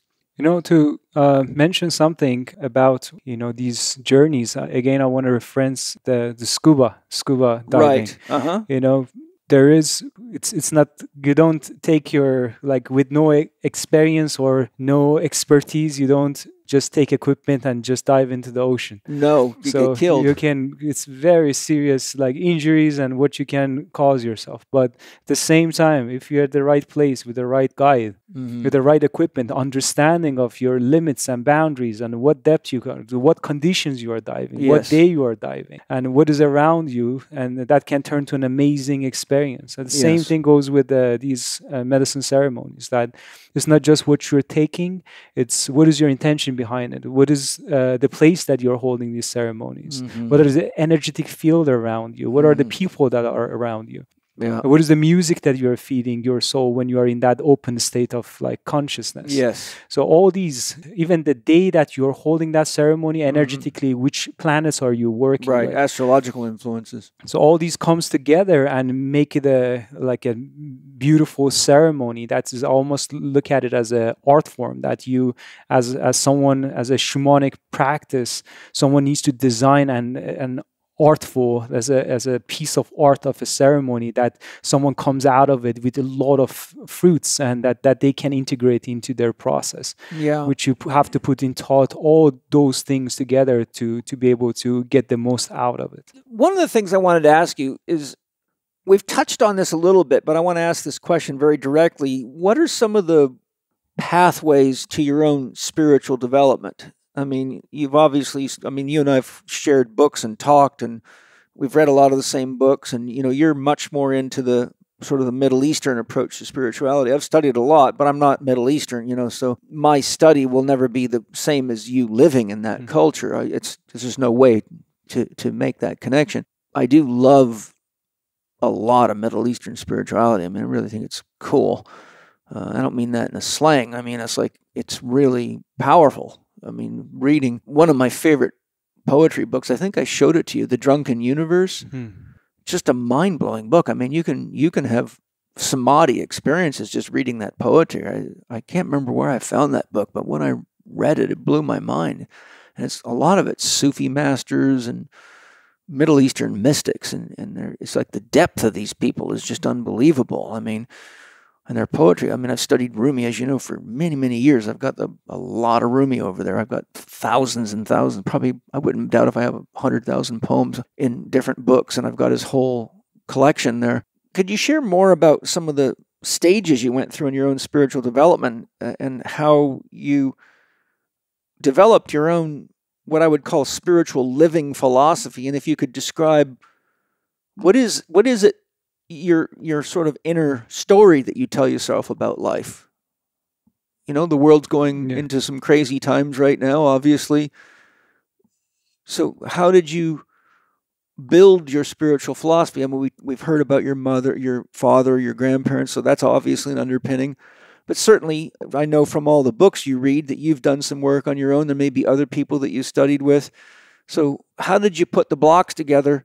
And if you could synthesize what your worldview is because of that, what would it be?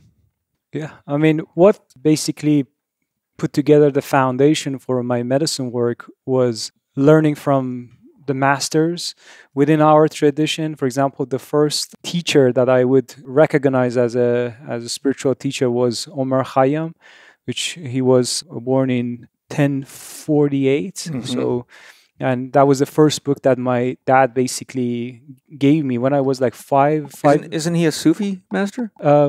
You can categorize him as a Sufi. Some people categorize him as a Rend, which is a different categories of a mystics. He was a polymath. So, and his poetry is like a less of a known, like of his science background and like astronomy.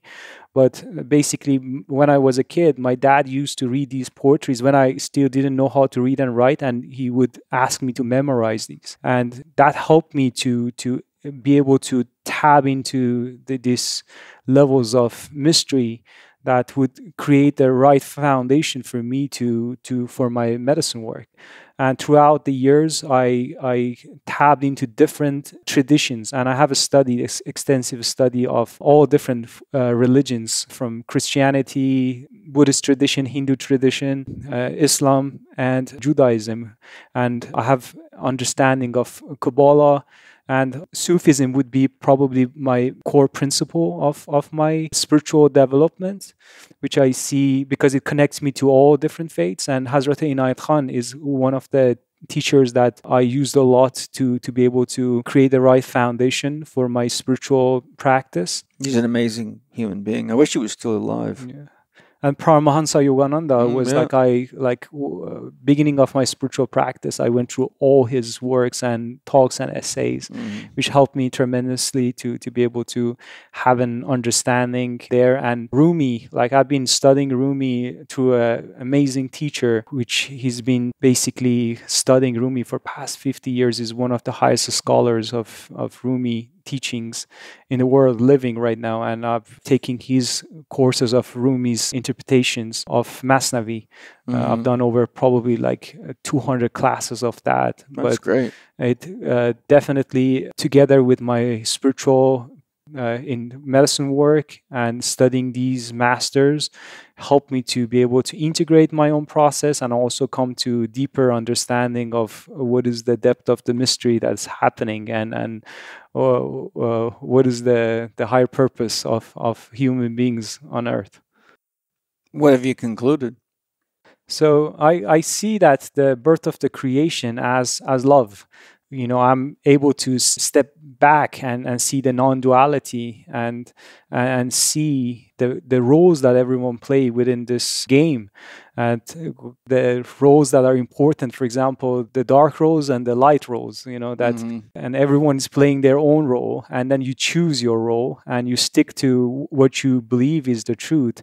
And it is, to me, it is like a movie that it is being orchestrated, and you shouldn't be caught into that movie, because you're at the core level, the soul is purity and goodness. Even with the darkest, with the most horrible people that have came to the story of the human development, there's still within the soul level there's a level of purity, but they choose to play that role within that timeline for the story to bring meaning to it. Because if without that lack of duality, the light and dark, there wouldn't be any meaning, there wouldn't be any colors. You know, I see that by focusing on the positive aspects of the creation, I have an optimistic viewpoint towards the human evolution. I see that we are becoming better, even though like sometimes it looks dark or like we are almost lost.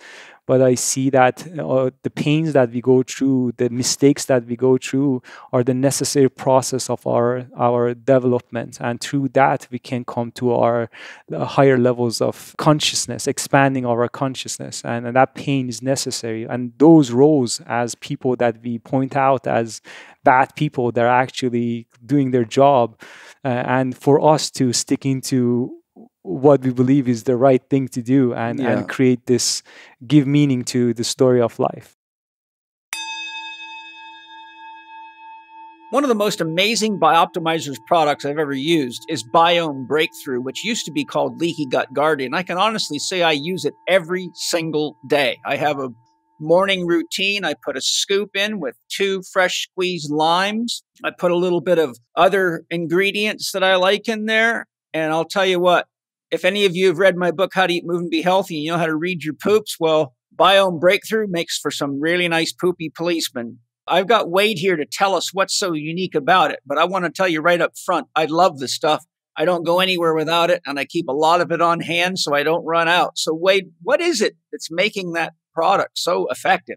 Well, first and foremost, we have to look at what's happening in the population at large. And Harvard just released an extensive study demonstrating that virtually everyone has some degree of leaky gut. And that means the gut permeability of our intestines is leaking toxins into the system, which are causing immunoresponses. Now, some people that's sneezing or allergies, but then it can move on to more inflammatory conditions. And anybody that's checked out your work understands this. The question is, how do you actually seal the gut so that you can stop this from happening? And we have a partnership with Birch International University in Croatia, where we have a team of PhD scientists working on this. And we've been able to combine a unique product called IGY Max, which is a patented egg-based product that enhances your gut health and reverses the damage that can be done by all these toxins that are leading to leaky gut. But when we combined it with some specific probiotics, they work synergistically together to be able to repair leaky gut in literally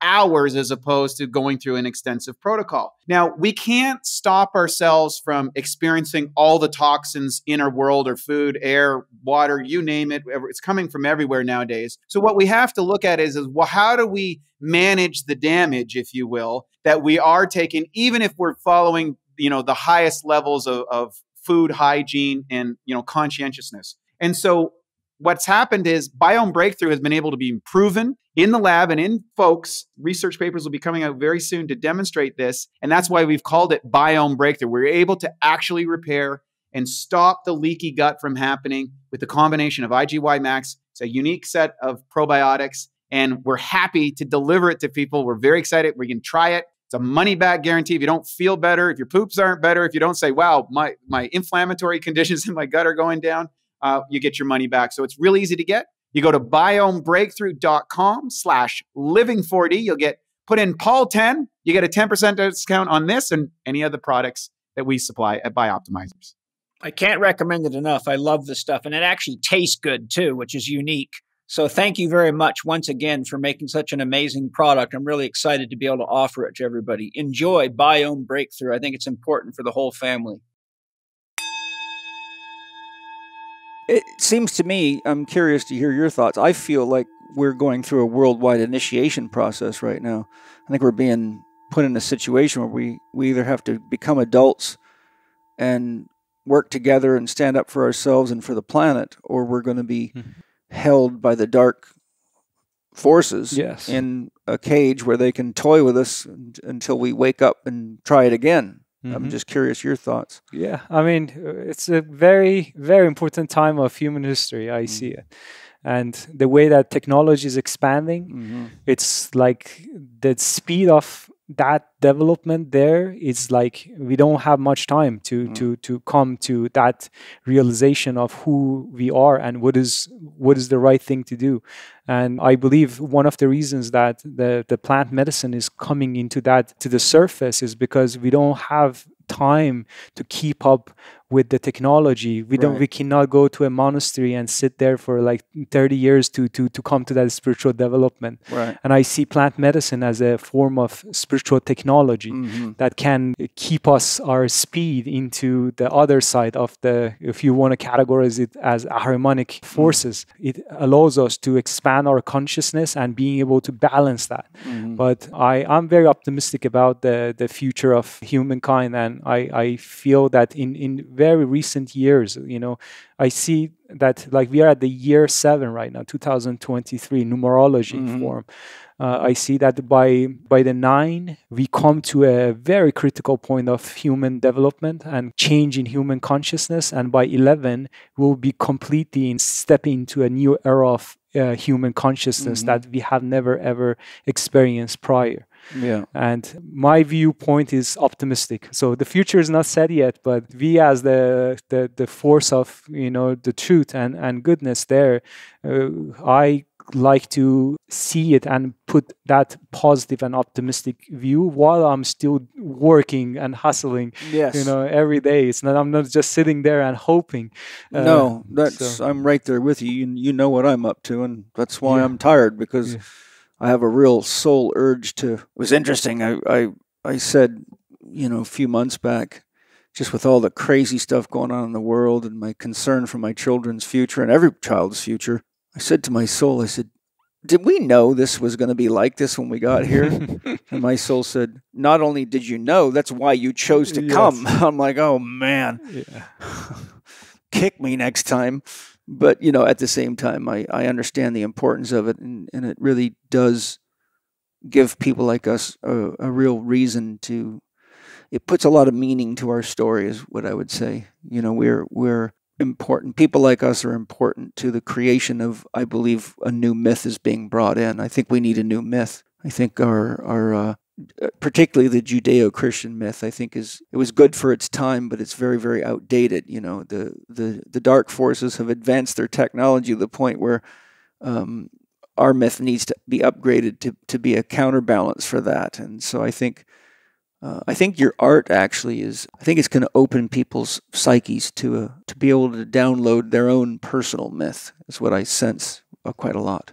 What I see, like my view towards like working with these arts is that to harmonize Earth, to the divisions and the separations and the segregations that has happened throughout these years. So I looking forward to see that we come to a level of harmony that we finally understand that we are all part of each other. We are the reflection of each other. There is one presence of the Great Spirit working through all of us.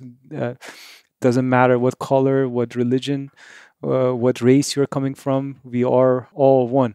We are. And the medicine, one of the big messages of medicine that brings to you is unity consciousness. Yes. That there's one creation, there's one body of creation, and we all look like the cells of that body. And Hafiz has one of the Sufi teachers has a poetry that points out that is, if there is just one part of your body is in pain, the rest of the body is not going to be in peace. Right. So for us to finally come to that if we're going to come to that state of inner peace and balance and harmony, we need to look at it as a collective form, not just focusing on one race and leave the rest behind.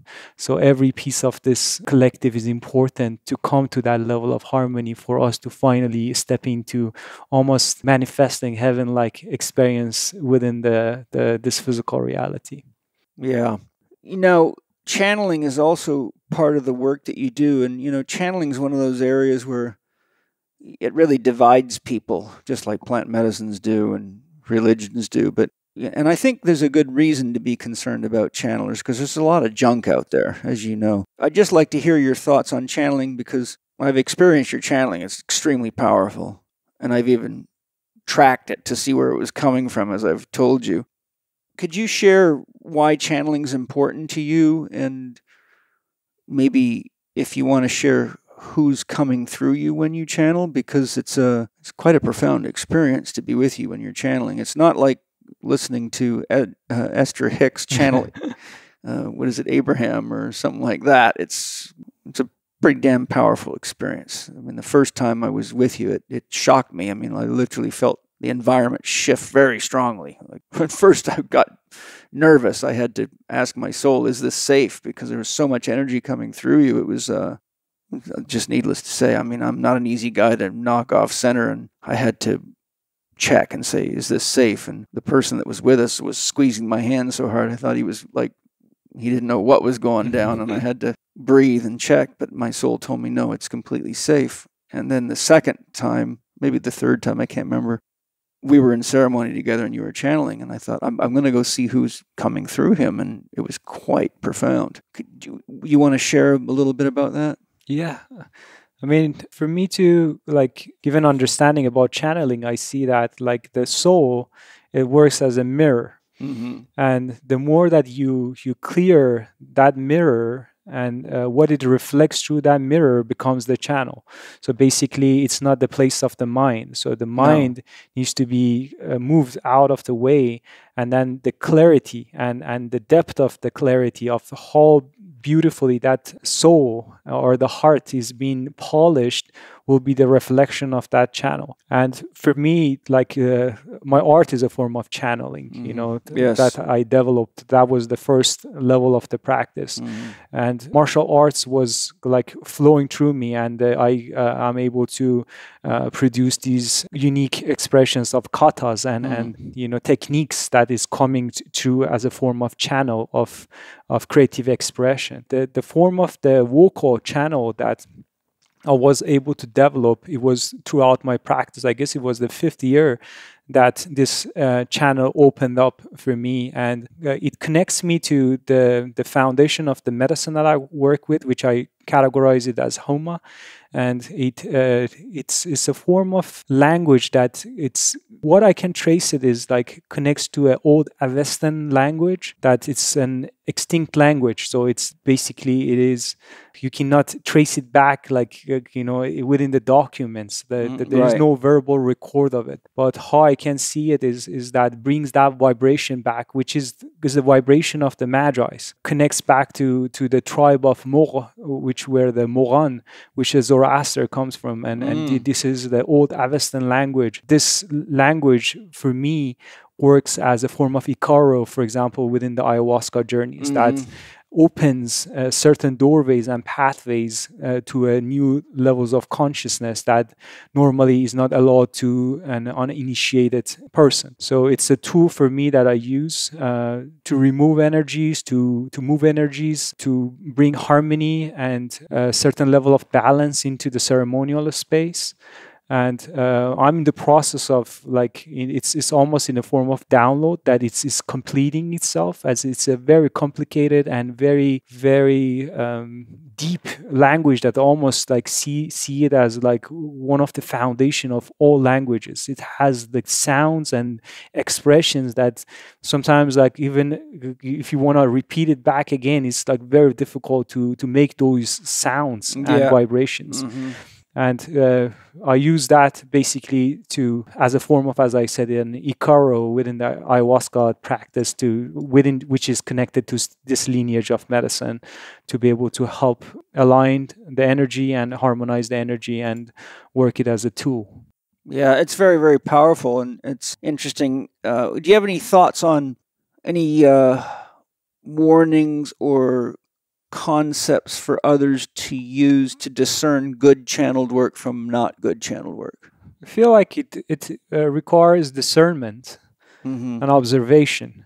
So who the person that you go to and their intentions of holding these ceremonies and why they're channeling that, it needs to be put into perspective. And when you build that sense of discernment and allow your heart to guide you to people, I think it's something that will guide you to right people. But it's something that you need to be cautious about it, that what is the intention of those channels? Is it there to navigate, or what is the deeper purpose of those things? That, like, why they are doing that, and what are they navigating you to, or what are they pushing you? What is the hidden agenda behind it? But if it's coming from purity and good essence and observing those human beings that are there to genuinely help and open new levels of depth of consciousness for us, it is something that we need to appreciate, and it's a gift to the human collective that we need to appreciate. There's a lot of it out there, and I've read some of it. I don't read very far because I can see it's just poor quality. But some of the ones I found quite good is Abraham, Seth, and the Law of One. Are you familiar with the Law of One? The Law of One, I think, is just amazing stuff. I mean, I've studied enough to recognize deep wisdom when it's written on a piece of paper, regardless of where it's come from. And I've read a fair bit of and listened to on audio Abraham it is, Esther Hicks, and then Seth. And I studied the Law of One quite thoroughly, and I've gone through some of them 2 or 3 times just because it's such a powerful, you get a sense of truth inside of you. And I love that these are often beings that are extra dimensional. They've already lived through the human experience, so they really know what we're going through. I think that's really good. One of the things I wanted to ask you about is, you put a fair bit of work into your poetry. You've been, as you said, your father would have you memorize very powerful poems even as a child. Why is poetry important to you, and what do you feel the ultimate function of poetry is in the world, and do you feel that's important now for any specific reason? When you dive into the mystery, it is very difficult to bring it into plain words. The expression of the mystery or mysticism is almost impossible to put into plain words as a form of, for example, basic writing. Right. I see that the only way of expressing the mystery is through art, poetry, dance, music. And within the poetry, what it allows you is that you put the mystery, but it is not in plain sight. At the same time, it has a depth that allows the person, depends on the level of their spiritual growth, to get what they need from it. And it's not spoiling the mystery. Right. And if you look at all the mystics and the poetry, for example, from all our culture, I see Masnavi is one of the most profound, Rumi's book, one of the most profound mystical works out there that is full of mystical understandings. But when people read it, that they don't have that spiritual understanding, they just can look at it as a love poem. But there are hidden messages there that, like, it opens you to that level of consciousness. But you need to have that development to be able to see through it. Otherwise, it will be that the veil is closed to your eyes. And I see poetry as a form of being able to say what you want to say without being too direct about it. Yeah. And I use poetry as that form of integrating my process, and also say things that I want to say without, being blatant. Yes, somehow. It might just be my observation. It might be because of the age that I'm at. But I feel, correct me if you think I'm wrong, but I feel like people are reading good poetry less and less as they get more and more wrapped up in social media and gaming and television. It concerns me because as I see the world getting kind of dangerously trapped in the left brain, it needs poetry more than ever, but it seems as though there's very few people that really inspire young people or people of any age to read poetry and to understand poetry. I think that, I've known many people that have taken very good university classes. My poetry teacher is my soul. And fortunately for me, Rumi's one of my spirit guides. So if I'm reading Rumi's poetry, I just go ask him, what does this mean? I'm just curious as to your thoughts. What do you see am I missing something, or what do you see going on with regard to that? I mean, I can tell from my own background and the culture that I come from, the poetry is embedded into our educational system, and it's within our like New Year resolution.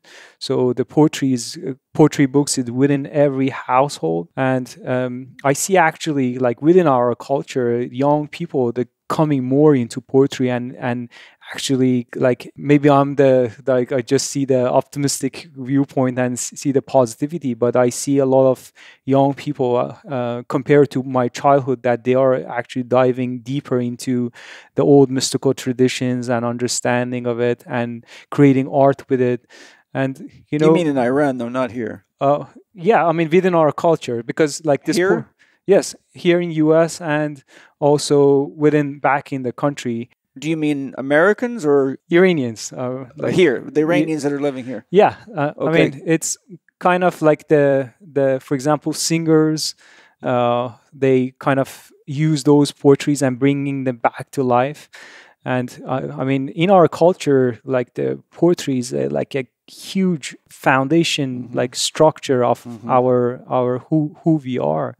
And even for the people that they don't follow religion and they look at it almost hateful way, but they all respect our poets. There's no one that within the household that they would not look at it with reverence and respect.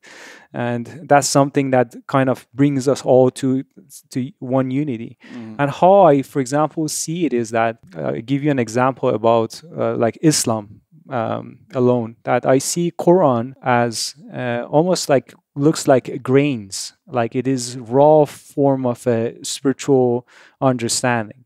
And throughout the years within the Islamic Golden Age, all these mystics and poets comes and get this foundation of Islam, and they turn it to like flour and they make bread out of it, or they make cake out of it that is more digestible to our understanding. But for example, I see Masnavi of like Rumi's work is almost a form of translation of Quran. Because if it wasn't because of that foundation, the Masnavi couldn't come to life.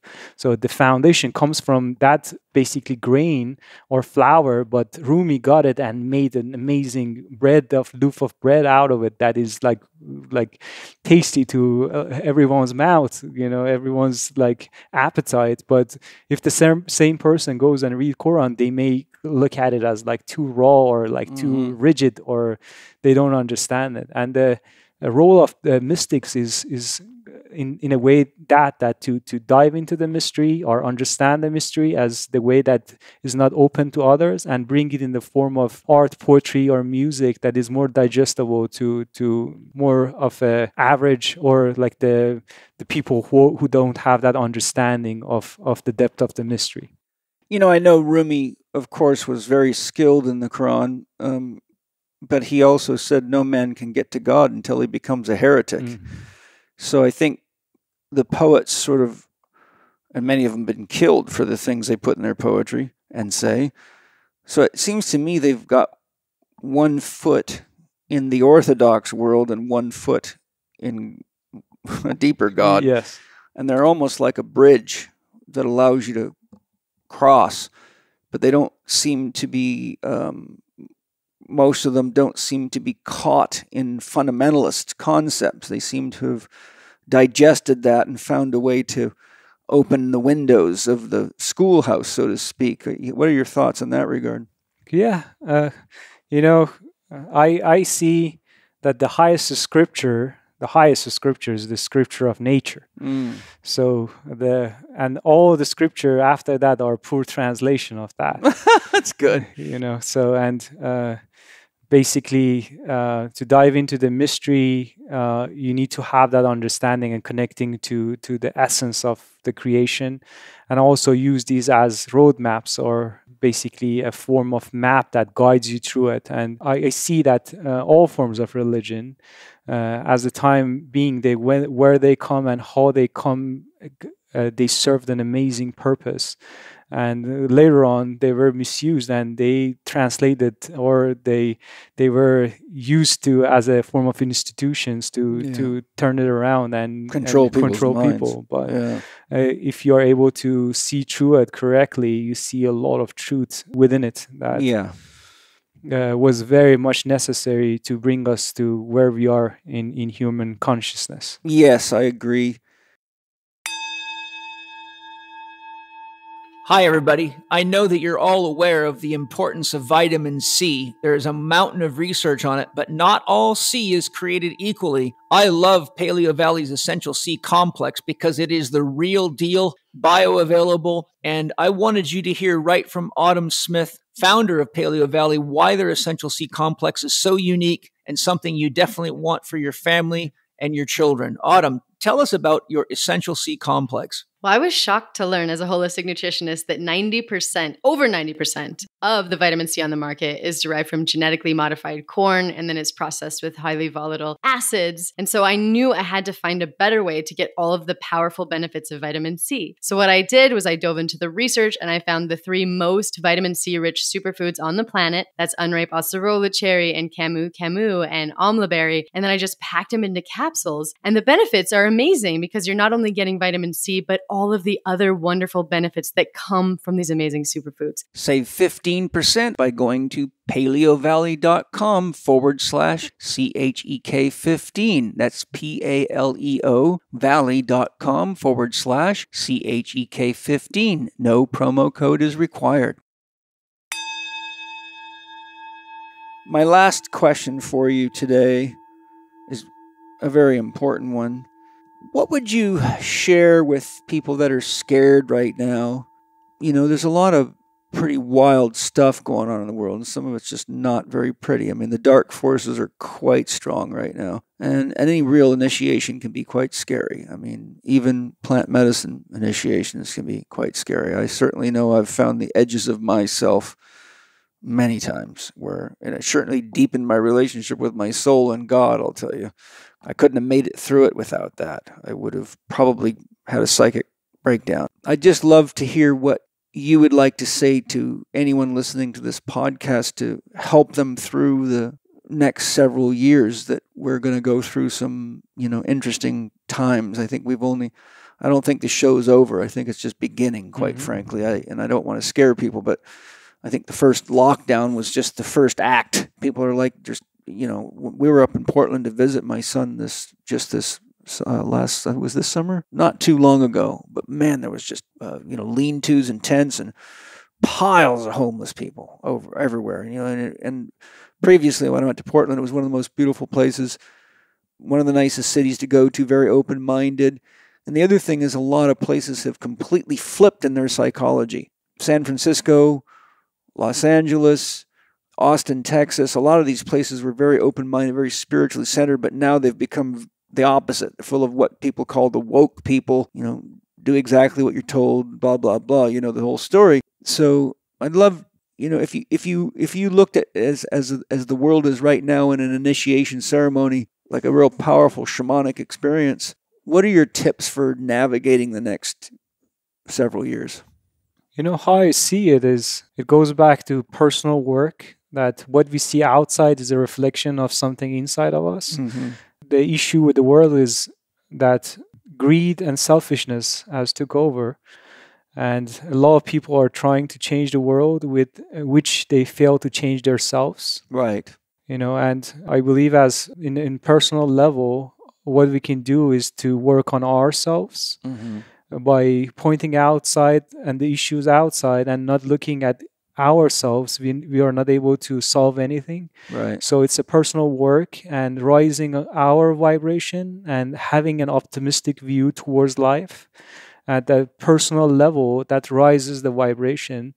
And I see that to raise that vibration is the main level would be forgiveness. I see the forgiveness as the core principle of how we can transcend this. And by releasing the pains of the past, by forgiving as much as we can, forgiveness opens the door to gratitude. And through gratitude, we are able to experience love. And I see forgiveness, gratitude, and love as main principles of how we are able to pass through this, and keeping our vibrations high through gratitude, and being kind to others, to smile as much as possible, to don't within the depth of the pain, don't lose the sight of the comedy that is happening, because this is a form of divine comedy, and everyone's playing their roles, and we have chosen to play these roles, and for us to not identify with the suffering, we need to remind ourselves that this is part of what we chose to do, and this is part of the process of human development. And I can give you an example of one of the most rarest and most expensive essences that is available to the fragrances is come from agar wood, which for that essence to develop, the tree goes through disease, and through basically and a diseased tree produces these hormones and the antidote to create this powerful fragrance there. And for us to see that where is pain, where is the thorn, there's a possibility of a rose to grow within it. And to see the thorn and understand or foresee the rose. And that's the optimistic viewpoint that we can have and be able to transcend through this process, through optimism, through forgiveness, through gratitude, and showing love for others as much as possible, and empathize with other people's pain. Yeah, Rumi says the function of a broken heart is to let your love pour out. And I think you have to go through the grieving process. You can't skip it, or it just haunts you from the inside, I agree with you. We've got to let our love pour out. And we can have empathy for the people that maybe can't see what they're participating in because they're too brainwashed, to use a straight, honest term. But at the same time, I think we need to pour our love into the people that are conscious enough to actually have agency and do something in the world. A buddy of mine who I'd love you to meet one day, I should connect you with him by email. Have you ever listened to any of my podcasts with Jonathan Bluestein? No. He's a martial arts master, and he's a really deep guy. He's written several amazing books. And if you're listening, Jonathan, I love you. You're amazing. He was a soldier in the Israeli military. He lives in Israel. I asked him, what does he think's important at this time? And he said there's 3 things that are important. He said, 1, gong fu, which is develop mastery at something. He says, whatever it is, just choose something and focus on doing a really good job and mastering it. And he says, once you've developed mastery at one thing, it makes it much easier to develop mastery at any other thing. And he said, now is the time to develop real mastery at something, so you know the process and how to pull yourself together for something meaningful. 2, he says, tribe. Find people that share your values and connect to each other, so you have the strength of each other. And 3, sovereignty. Say no. Don't be violent, but say no when you need to say no, because it's your right to say no, and stand up for your individual rights as a human being. So I think those things, coupled with everything you've just said, I think make a nice package. Yes. And you two are quite similar in many ways. I'm going to hook you up with him. This guy's like Jason, he's got a mind that's very, very powerful. And so do you. Oh, thank you. You got a powerful heart and powerful mind, powerful soul. So that's a powerful combination, which is why I like to have you in my presence. My pleasure. And lift rocks. And thank you for the beautiful music you've given me. The music that you've shared with me is powerful. I used it in a ceremony recently, and it really was, the people in the ceremony were like blown away by it. I was like, really good. So thank you for that. I think music, I think also right now is a good time in the world to make music with friends. You don't need to have musical skills. Anyone can beat a drum or blow air. I think the thing is just really just to get together and make music, because I think it opens our heart and strengthens our soul, and it's easy to do. And singing, all of these things are. I think we forgot I think a lot of people have really gotten detached from the simple, powerful technologies that can really harmonize us and strengthen us, like dancing, singing, breath work is, making its presence known, chanting, toning, prayer, writing poetry, doing art. One of the things I teach people to do is start your day with a little art pad and some color pencils and just paint the day you choose to have. Just draw whatever you choose to have and use that as your compass. Mm-hmm. So, if you want to have a sunny, happy day, then whenever somebody's trying to pull you out of that state, just recognize this is not my plan for the day, so I have to allow you to, be the dark volcano you want to be, and I'm going to bow out and go be with the sun. And I think using simple art that doesn't take a lot of time but expresses what your choice is becomes like a compass to guide you through the day. So I think a little bit of art, especially for kids. My kids love art, and they love musical instruments, and so I think there's a lot of things we can do. I think it's very, very important to get the children off the social media and into these simple technologies and doing it with them. And, my kids go to Waldorf schools, and right now they're in a 1-month fast from any kind of media at all, television, everything. Last year when they did that, we noticed, and we only give the kids like an hour a day on their iPads and TV and stuff like that, which for most kids, that's nothing. And we did a 30-day media fast, because that's what the school asks of you. And they calmed down a lot. We were like pretty amazed, like, wow, it really let us see how even an hour a day of exposure to games and social media can really wind kids up and make them much harder to handle and a lot harder to get to bed at night. They seem to get caught in that energy of the electrical buzz and whatever they might be putting into the information fields on these games and things. But so anyhow, I just think there's a lot of simple technologies that we can turn to. And I remember when I interviewed Ari Hanavar, who created a Rumi card deck. Did you ever listen to that one? Yes. And she was, born in the same environment you were.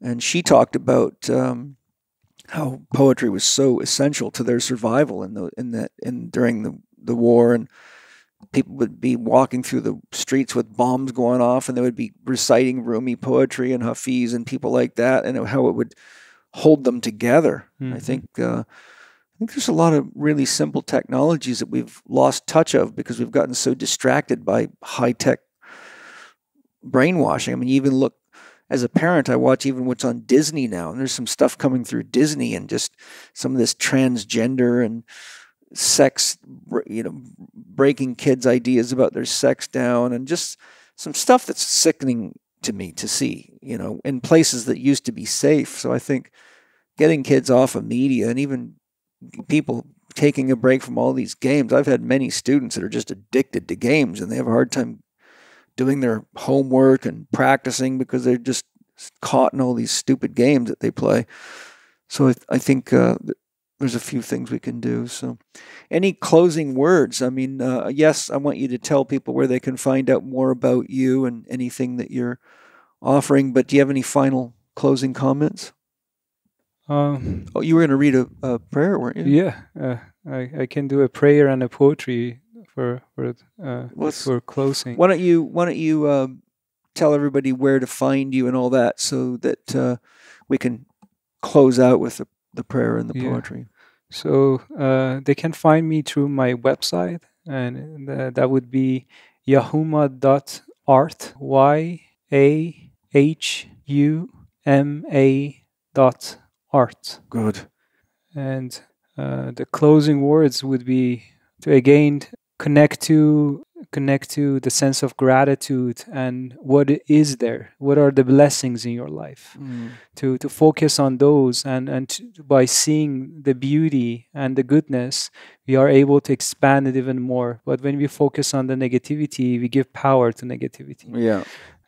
What I can say is that with everything that is going wrong in the world, still we have this choice of live like the simplest, like in the even the remotest places, we are living, or more, abundance is more than the kings of the past. Right. So the levels of availability of information and music, art, the connection with other human beings is something in a level that we have never experienced before. Even the kings of the past, they didn't have that option.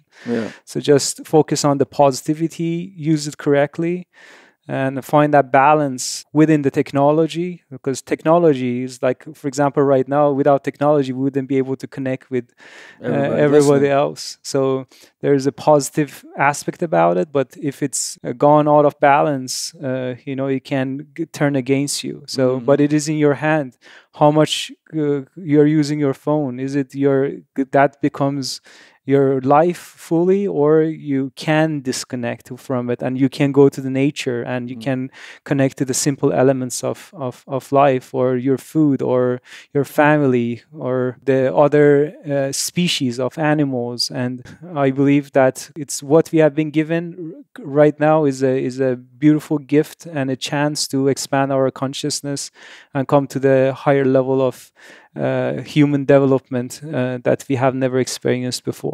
I agree. Thank you. That's great. Thank you. Wise words. You ready to close us out with some magi wisdom? So I'm going to share one of my poetries. I'm going to read the Farsi version of it, and then I'm going to translate it in English, and then I'm going to close with a prayer. Okay. سوی او آیم منی گم گشتم، سوی او پیدا کنم خود گشتم، سوی او بیند دلم افسانه ای، سوی او افسانه گردد واقعی، سوی او باشد بقای روزگار، سوی او فرجام ما باشد بهار، سوی او دیوانه شو مستانه شو، سوی او بیخانه شو پروانه شو، سوی او اسرار گردد آشکار، سوی او فردوس گردد باردار. And here's the translation for it. Towards love I come, I have forgotten thyself. Towards love I come, I remember thyself. Towards love I see a tale like vision. Towards love, that vision becomes reality. Towards love is the continuity and immortality of life. Towards love, all endings will become spring. Towards love, lose your mind, become drunken. Towards love, lose your home, become a butterfly. Towards love, mystery will unveil itself. Towards love, paradise will be manifested. Beautiful.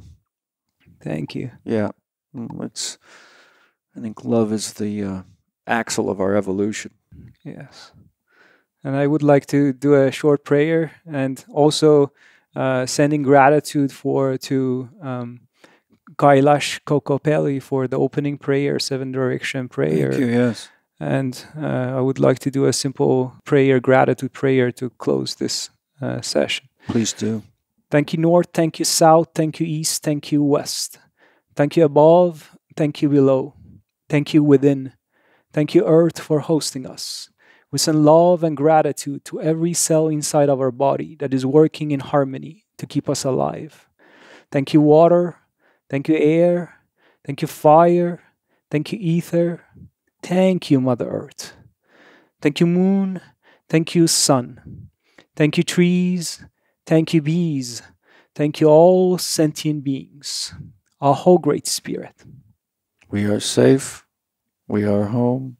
We are whole. Thank you. Thank you. Thanks, buddy. It was a really great time visiting with you. I loved learning more about your life because I got to pick up on some things that you hadn't shared with me before. So thank you. I hope you guys enjoyed YaHuMa as much as I did. He's a very powerful soul, and I feel very blessed to have met him. So thank you, Danny Way, for making the connection. And thank you to all of you. We got to do this together. It's up to us. No one's going to come rescue us. There's no mommy, daddy figures that are going to come wipe your bottom and put money in your bank account and make you feel safe. But we can all do this together. And like YaHuMa said, focus on what you're grateful for. Yeah. And look at where the love is in your life. And even if you look at your life and you don't find love, just like bees make honey, it's up to each of us to make love within ourselves and share it each day. thank you guys. I hope you all enjoyed our time with YaHuMa, and I think you got a real good taste of the wisdom that he carries. And I'd like to say thank you to all of you for joining us in making the world a better place each day. It's up to us. I'm excited about it. I try to get my kids motivated to be the change, and I want all of you to join us so that we can celebrate when we make this transformation and know that we did it ourselves. We didn't need mommy and daddy figures and government handouts. We really made it through our initiation, and we can feel whole together. We can have a great sense of unity and a great sense of individuality. I think that's really what God is working towards here, or we wouldn't be here doing this. And thank you to my sponsors for your amazing products. Thank you to all of you for anything you buy from the sponsors. A little bit goes to the podcast so I can continue to devote the time and energy and resources it takes to make the podcast. And as you know, nothing that I offer on the podcast is anything but the very best I can get my hands on for all of you and my own family. I look forward to sharing more with you next time, and I doubt this is going to be the last time we hear from YaHuMa. That I can assure you. Lots of love. Thank you for listening to Living 4D with Paul Chek and today's guest, YaHuMa. You can find YaHuMa online at yahuma.art, that's YaHuMa.art, where you can browse his artwork and find out more about him. Catch up with Paul on Instagram, TikTok, and Threads at paul.chek, on Twitter at paulchek, or on his YouTube podcast channel, youtube.com/living4d with Paul Chek. You can watch more on Paul's blog at paulcheksblog.com, or visit the Chek Institute site at chekinstitute.com to find Paul's e-learning courses, advanced training programs, and to learn more about the Chek Academy. You can read the show notes and find links to all the resources mentioned in this episode at chekinstitute.com/podcast. This podcast would not be possible without the support of our premier sponsors, Bioptimizers, Organifi, and Paleo Valley, our podcast sponsors, Ned and Wild Pastures, and our preferred product sponsor, Peak Life. Please show your appreciation by taking advantage of their special discounts for listeners. The links are in the show notes. And finally, if you enjoyed today's episode, please consider leaving us a 5-star rating and a warm review on the podcast platform of your choice. This podcast is available on Apple Podcasts, Spotify, Amazon Music, Audible, Google Podcast, and YouTube.